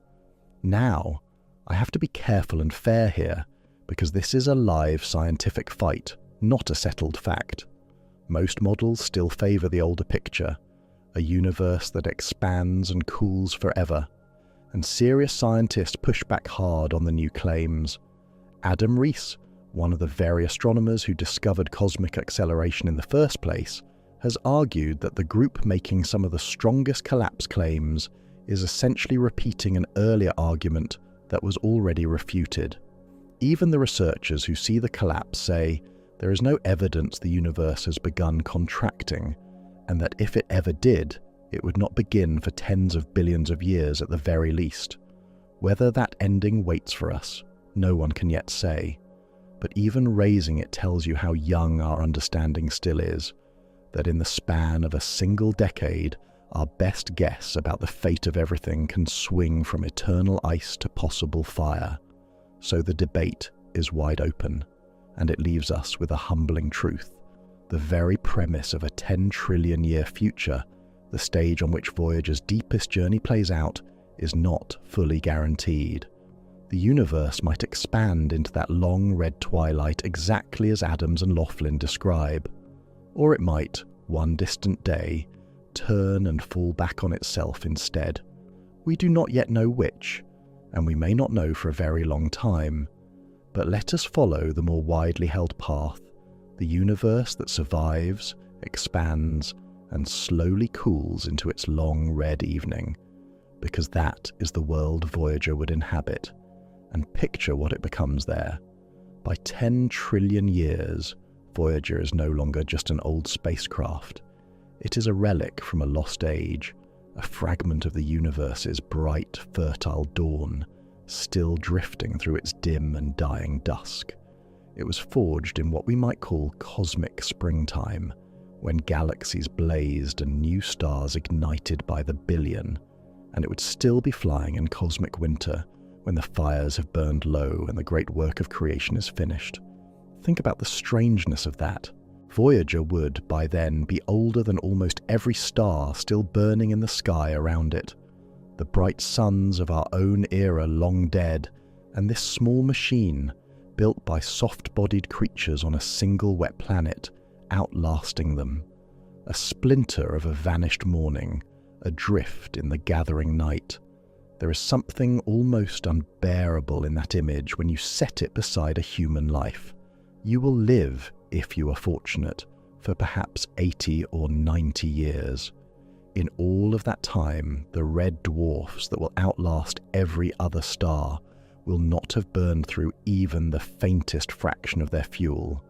A single one of those stars could watch entire civilizations rise and vanish over and over, tens of millions of times, and still have almost its whole life ahead of it. And Voyager, this fragile thing built inside one human generation, is being carried into that same abyss of time, not as a visitor passing through, but as a resident of it. And if any life still clings on in that far future cosmos, and we truly do not know if it could, it would not live as we do.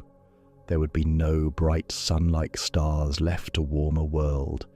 Any surviving life would have to huddle close around the fading red dwarfs, the last frugal fires in a darkening universe, drawing what little warmth remained from embers that had already burned for trillions of years. Those dim red stars may be the final refuge for warmth, for liquid water, for matter arranged in any living way at all.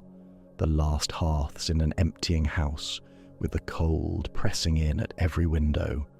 And somewhere out in that same profound darkness, past the smouldering galaxies, beyond the last red hearths of the living.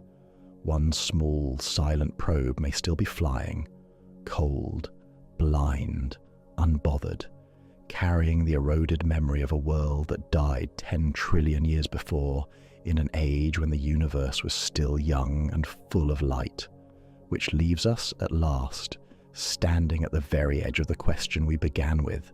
We have followed Voyager into the twilight of all the stars. Now, only one question remains. After all of it, the silence, the collisions, the dying of the light, where exactly will Voyager 1 be? So we arrive at the edge of the question that started all of this. After the silence, after the collisions, after the slow dying of every star, where exactly will Voyager 1 be in 10 trillion years? And before we can answer where, we have to answer something harsher first. Will anything of it even be left? For all the vast dangers we have traced, dying suns, colliding galaxies, the freezing dark, Voyager's true enemy across the eons is almost absurdly small. Dust. Not a star, not a black hole, not some cosmic monster. Single grains of interstellar dust, most of them smaller than a particle of smoke. That is what could end Voyager, and the reason lies entirely in speed.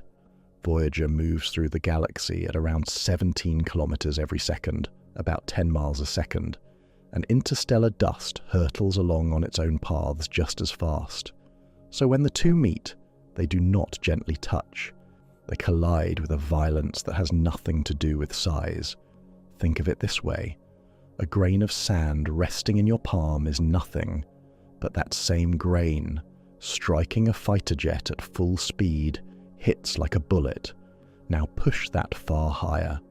At the speeds of deep space, a single millimeter-sized grain carries the punch of a rifle round. And across 10 trillion years, one unlucky high-speed strike on the right spot could, in principle, crack the spacecraft apart. So the machine that survived the death of the sun could, in the end, be undone by a speck of dust. And that speed is not a small detail. It is the whole reason a mote of dust becomes a weapon. On Earth, dust settles on your shelf and means nothing, because everything around it is nearly still.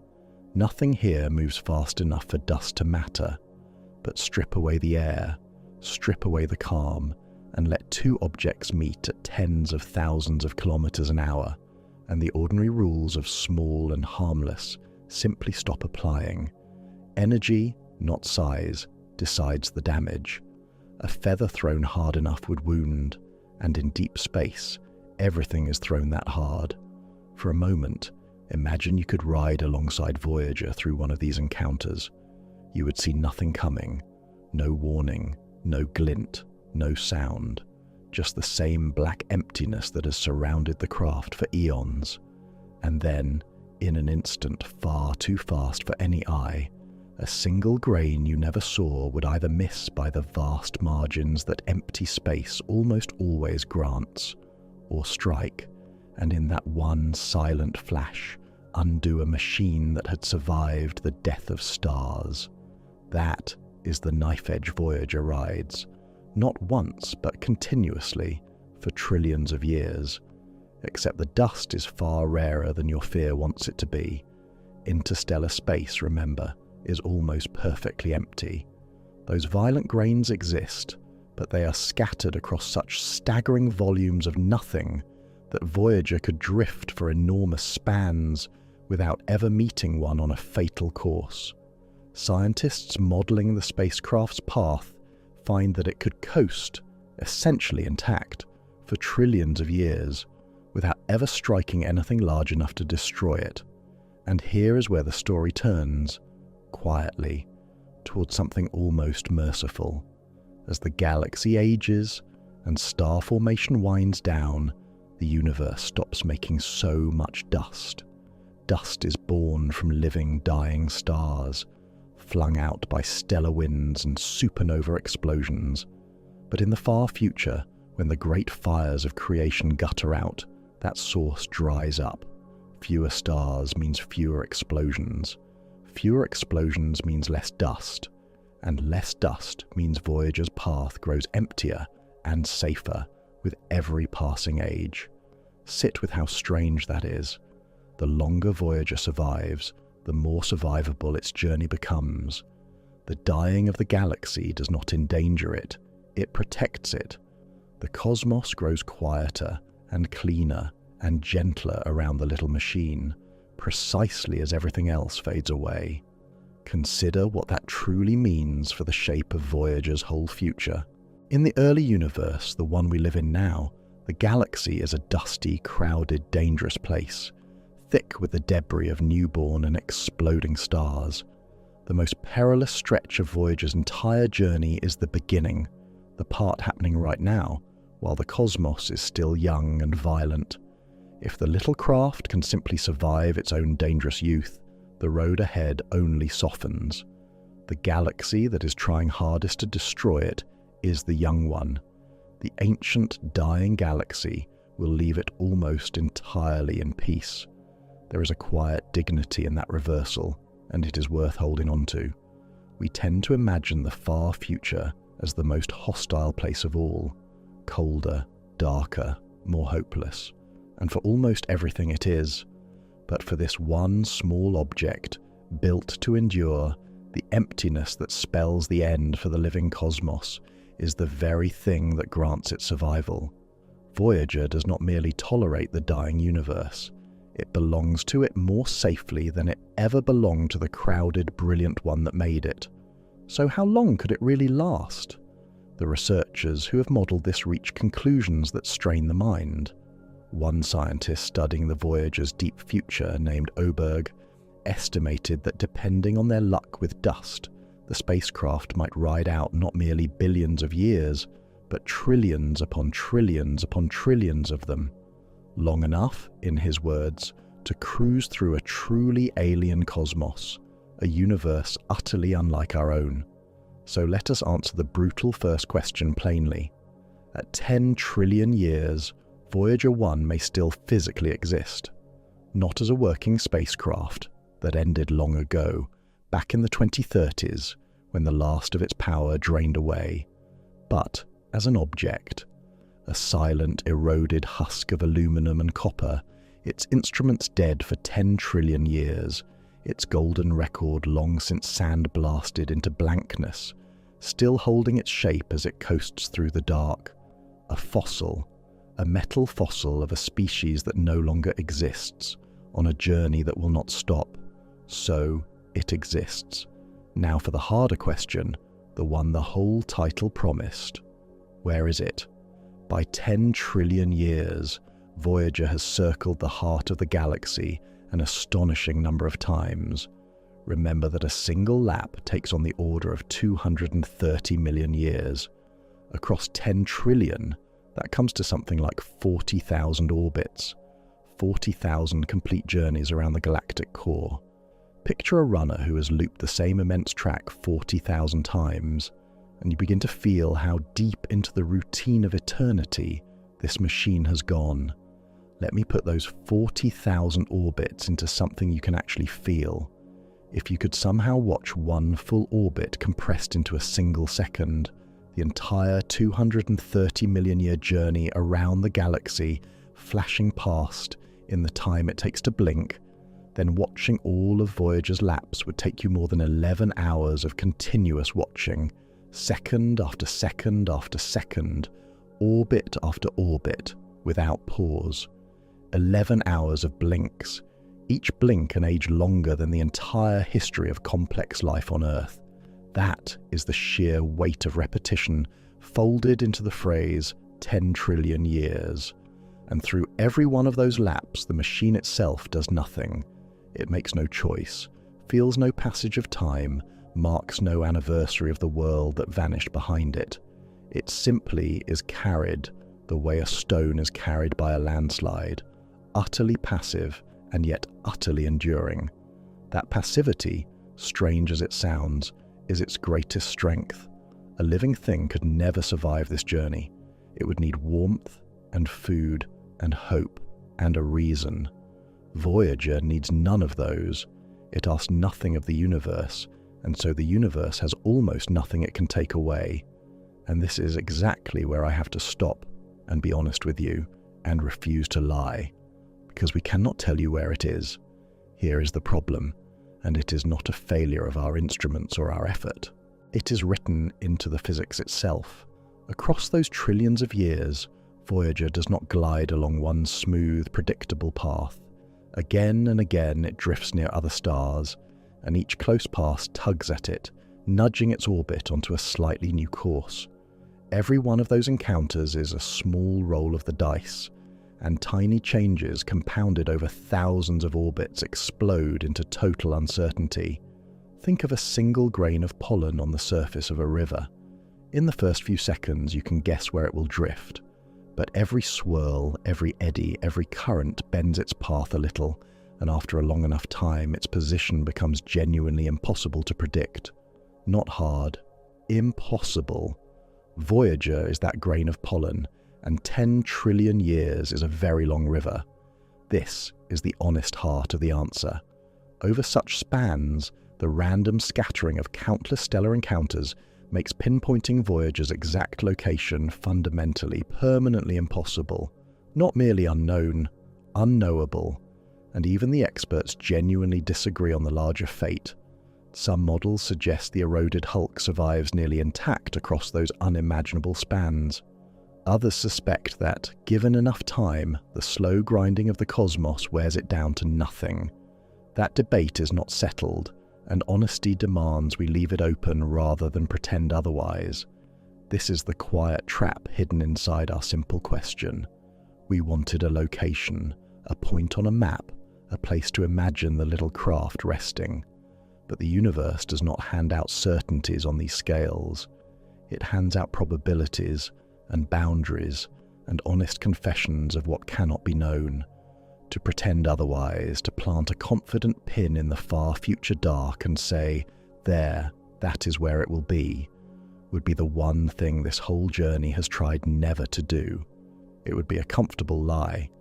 And the truth, uncertain as it is far more astonishing than any lie could be. So we cannot say, it will be here. We can only draw the boundaries of where it might be. And within those boundaries, two futures stand out. In the first, and most likely, Voyager still drifts within the aged remnant of our own galaxy. The Milky Way of that era is no longer a blazing spiral. It is a dim, thinning ghost of smouldering red embers, and through it, Voyager traces the same patient motion it began trillions of years before, circling a dark and silent core, rising and falling through the fading disk, one more faint traveller in a galaxy of dying lights. In the second future, Voyager is gone from the galaxy entirely. Remember that a galactic merger carries roughly a 1 in 5 chance of flinging an object like Voyager clear out into the void. If that happened long ago, then Voyager now coasts through the intergalactic dark, the near total emptiness between galaxies, where not one star burns close enough to light its hull, utterly alone, more alone than anything human hands have ever been.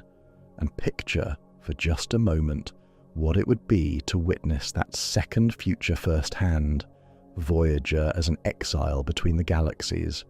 If you could stand on its hull and look back, you would not see a sky.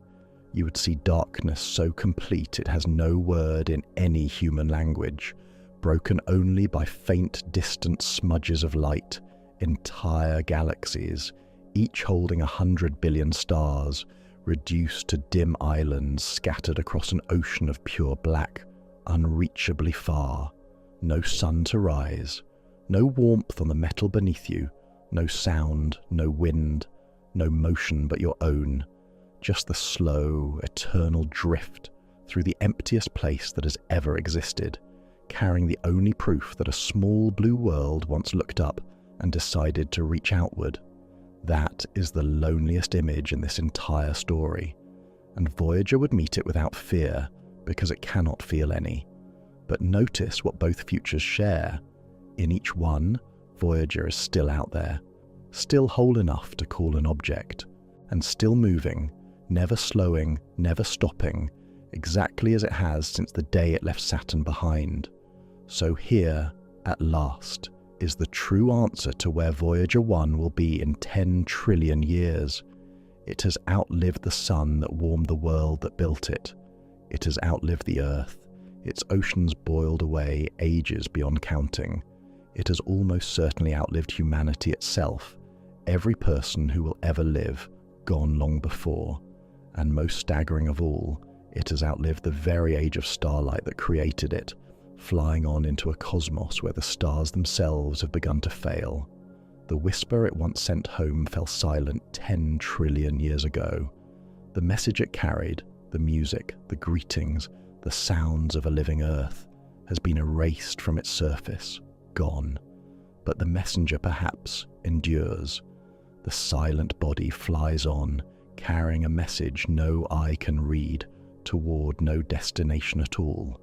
And that is the real answer. Not a place, because there is no place we can name. It is a testament. Voyager 1, in 10 trillion years, is a fragment of a species that once existed, flung across almost the entire span of time, still moving through the dark, long after everything that made it has turned to silence. A message in a bottle, still sailing on an ocean with no far shore. Hold both of those futures in your mind at once, the dim red galaxy and the black gulf beyond it, and you hold the honest answer. We do not know which one is true. We may never know. But somewhere inside those two possibilities, the little machine is still there, still moving, exactly as it promised to. And yet, as impossibly far as we have now travelled, as staggering as 10 trillion years of endurance truly is, this is still not the end of Voyager's story, because time does not stop at 10 trillion years. It keeps going, and what waits beyond it asks a question stranger than any we have faced so far, whether even the atoms Voyager is made of can last forever. That is the final question, the one waiting on the far side of 10 trillion years, and to face it, we have to push past everything we have imagined so far into a darkness so deep that 10 trillion years starts to look almost brief, because 10 trillion years is not the end, not remotely. Push beyond it, and even the survivors begin to vanish. The last red dwarfs gutter out, the final embers of starlight fade to black, and the universe crosses into an age with a fittingly bleak name, the degenerate era. Picture what remains when every star has died. The cosmos does not become empty. It becomes a graveyard, littered with the corpses of stars, white dwarfs, the cooling cinders left behind by suns like ours, neutron stars, the crushed city-sized remnants of larger stars, so dense a single spoonful would weigh as much as a mountain, and black holes, the darkest tombs of all. These are the inheritors of the dead universe, cold, silent remnants drifting apart across galaxies that no longer shine, and somewhere in that lightless sprawl, one small machine still coasts among the ruins. Voyager, adrift in a cosmic cemetery, one more piece of debris among the wreckage of stars. For a moment, place yourself inside that far future dark, floating safely beside Voyager as the degenerate era settles in. There would be no stars overhead, none. The sky in every direction would be pure, unbroken black, colder than anything your body has ever known, just a few fractions of a degree above the absolute zero of empty space. Here and there, if your eyes could somehow catch them, you might sense the faint dead hulks of white dwarfs and neutron stars, giving off no visible light at all, only the last dim heat of stars that died an eternity ago. No dawn will ever come here. No new star will ever be born. This is the universe grown old and quiet and final, and Voyager drifts through it exactly as it drifted through everything before, indifferent to the silence, faithful to its motion. But this raises the deepest question of the entire journey. Those stellar corpses are made of ordinary matter, the same protons and atoms that make up Voyager and the Earth and you. So the real question becomes brutally simple. Can ordinary matter itself last forever? The answer hangs on the stability of one tiny thing, the proton, one of the basic building blocks inside every atom in your body and every atom of Voyager's metal frame. Here is the unsettling part. We do not actually know if the proton lasts forever. Some of our grandest theories in physics, the attempts to unify the forces of nature into a single framework, quietly predict that the proton is not truly stable, that, given enough time, it will decay, fall apart. And if protons decay, then everything made of them eventually crumbles too. Every atom, every star corpse, every trace of Voyager, all of it dissolving into nothing across the eons. But here is the strange comfort. No one has ever seen a proton decay, not once. Deep beneath a mountain in Japan, in a vast tank of ultra-pure water called Super Kamiokande, physicists have spent decades watching enormous quantities of atoms, waiting for a single proton to fall apart. And in all that watching, nothing. From that patient silence, they have set a staggering lower limit. If the proton decays at all, its average lifetime must be longer than 10 to the 34th power years. Let me try to make that number real, because it resists comprehension. 10 to the 34th years is a 1 followed by 34 zeros. Against it, the current age of the universe, 13.8 billion years, is so small it practically disappears. The proton's minimum lifetime is more than 1 trillion times the entire age of the cosmos so far. That difference between our scale and this one is almost impossible to hold in the mind, so let me try to anchor it. Imagine every year of the universe's life so far, all 13.8 billion of them, shrunk down to a single grain of sand. The entire history of the cosmos, from the Big Bang to this moment, would be one grain, held in your palm. On that same scale, the proton's minimum lifetime would not be a handful of sand, or a bucket, or a beach. It would be a quantity of sand so vast it would bury galaxies. That is the gulf between everything that has ever happened and the timescales we are now standing at the edge of. So place that beside our 10 trillion years. On that scale, 10 trillion years is nothing, a rounding error, an eye blink. At 10 trillion years, Voyager's atoms are still perfectly, utterly safe. Not one proton in its body would be expected to have failed. But push far enough, impossibly far, past 10 trillion, past the death of every star, and the comfort runs out. Because even if protons never decay at all, a newer idea suggests that matter still cannot last forever.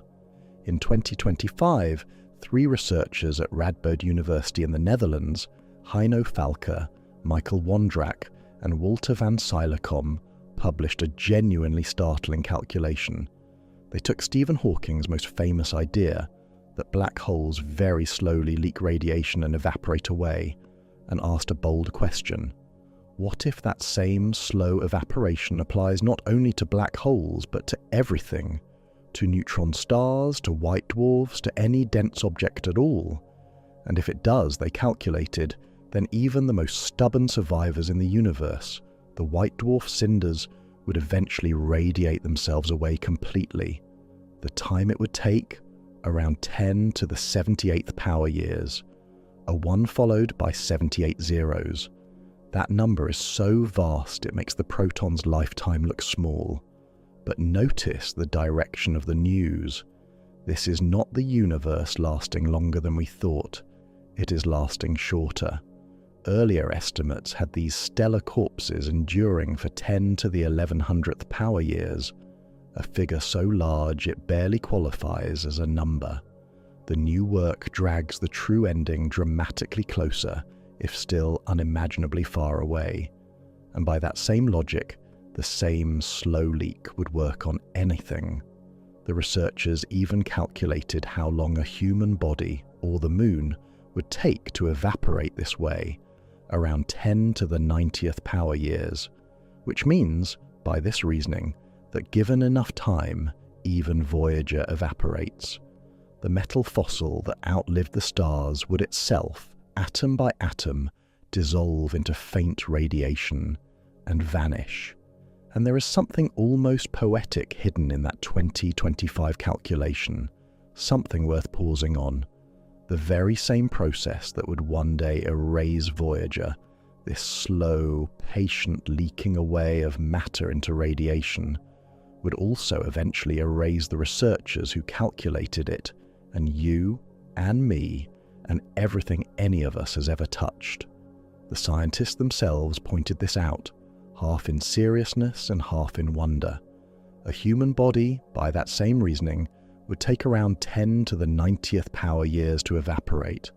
We are, all of us, on the same clock as the stars, just far, far too early in the story to feel it ticking.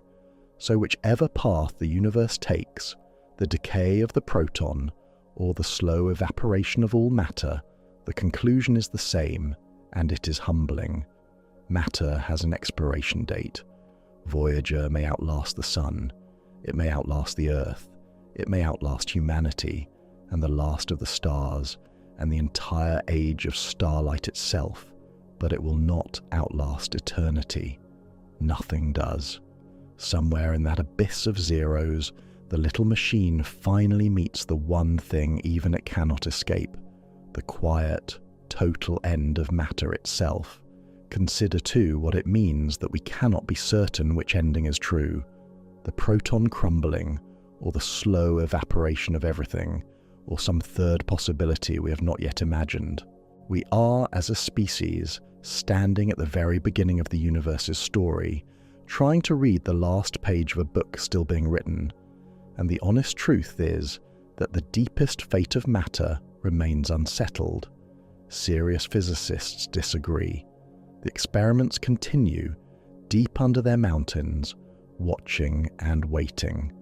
We may not know the true answer for centuries, or ever, but every version of the answer we can presently see ends in the same quiet place.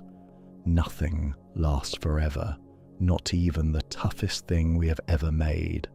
And yet the not knowing is its own kind of gift. It means the final page of Voyager's story has not been written, and perhaps never fully can be. The little craft flies on into a future we cannot fully map, carrying our message toward an ending none of us will witness, on a journey whose true length may be beyond the reach of any calculation we will ever make. And yet, hold on to what all of this truly means, because it is not despair. It is the opposite. Think about what we actually are. We are fragile creatures who live for a handful of decades on the surface of a single small world in one brief flicker of cosmic time. A human life is over in less than a century. Whole civilizations rise and vanish in a few thousand years. That is the scale we are built for. And yet, knowing all of that, we reached out anyway. We built a machine that may endure not for decades, not for millennia, but for trillions upon trillions of years. Beings who last for 80 years made something that could outlive the stars. So take a breath, right now, wherever you are. Feel the simple fact of your own weight in the chair, the air moving in and out of you. That ordinary, living moment is happening in the faintest opening instant of a story that runs for numbers we cannot even name. And within that same story, this one small machine we built will still be travelling, ages after this moment, this room, this breath, are all long gone. Carl Sagan, who helped create the golden record, understood exactly what that gesture was. He saw the record not as a scientific instrument, but as a message of pure hope, a bottle cast into the cosmic ocean, the phrase we began with all that time ago. And now, At the end, we can feel the full weight of what that phrase always meant. Because if any civilization ever does find Voyager, if some distant intelligence ages from now ever pulls that eroded disk from the dark and works out how to read it, we will almost certainly be long gone, extinct for billions of years. The message they hold in their hands would be a letter from ghosts, a hello from a species that no longer exists, spoken across an ocean of time so wide that the senders turned to dust before it ever arrived. And here is the truth we have to be honest about. That message will probably never be found. The odds are vanishingly small. Voyager was never a certainty of contact. It never was. It was something else, a defiant act against oblivion, knowing we were small, knowing we were brief, knowing the odds were almost nothing. We flung a piece of ourselves outward anyway, toward futures we will never live to see, toward a darkness we will never touch.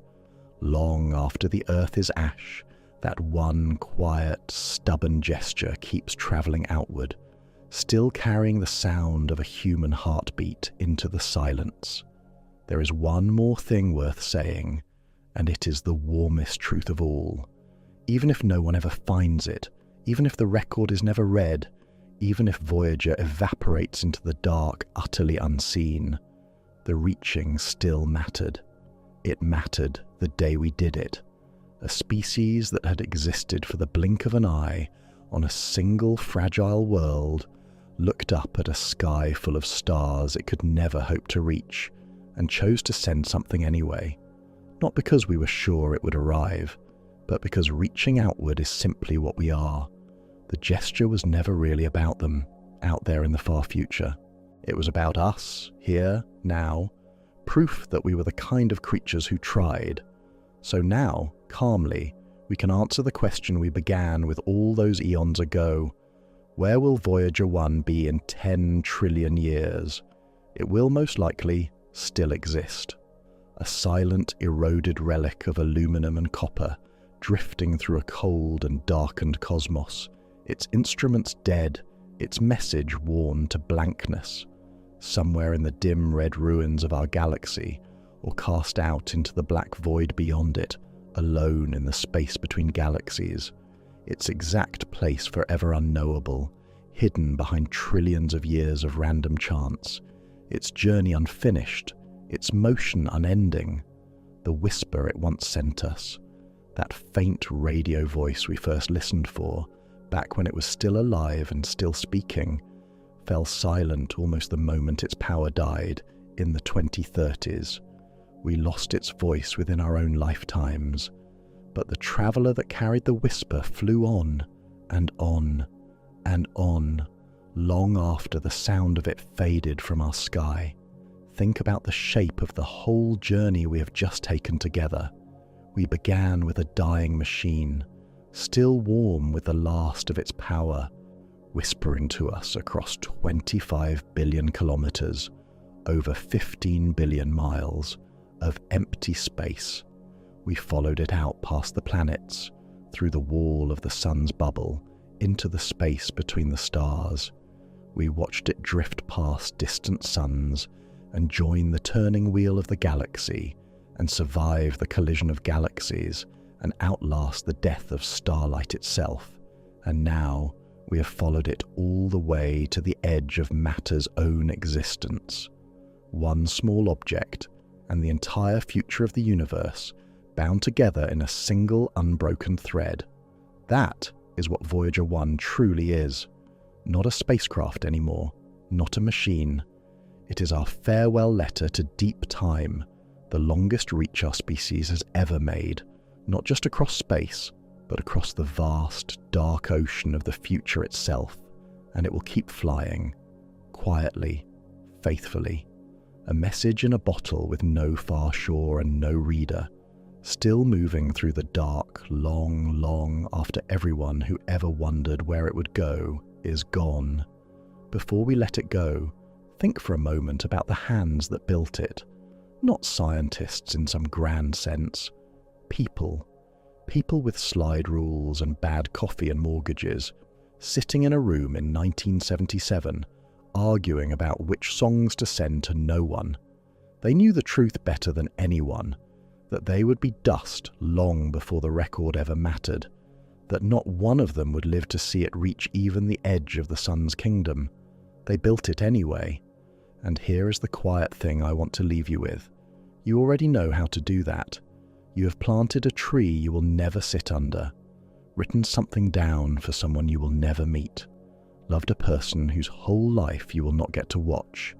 Every time you do that, you are doing exactly what those people did in that room, reaching toward a future you will not be there for. Voyager is not some alien act of genius. It is only the most ordinary human thing we do, thrown farther than usual. Thank you for staying with me through all of it, through trillions of years, to the very end. If tonight meant something, a like and a subscribe is how I know. More journeys are coming, quieter ones, stranger ones. Sleep well tonight. Somewhere out there, it is still going. Good night.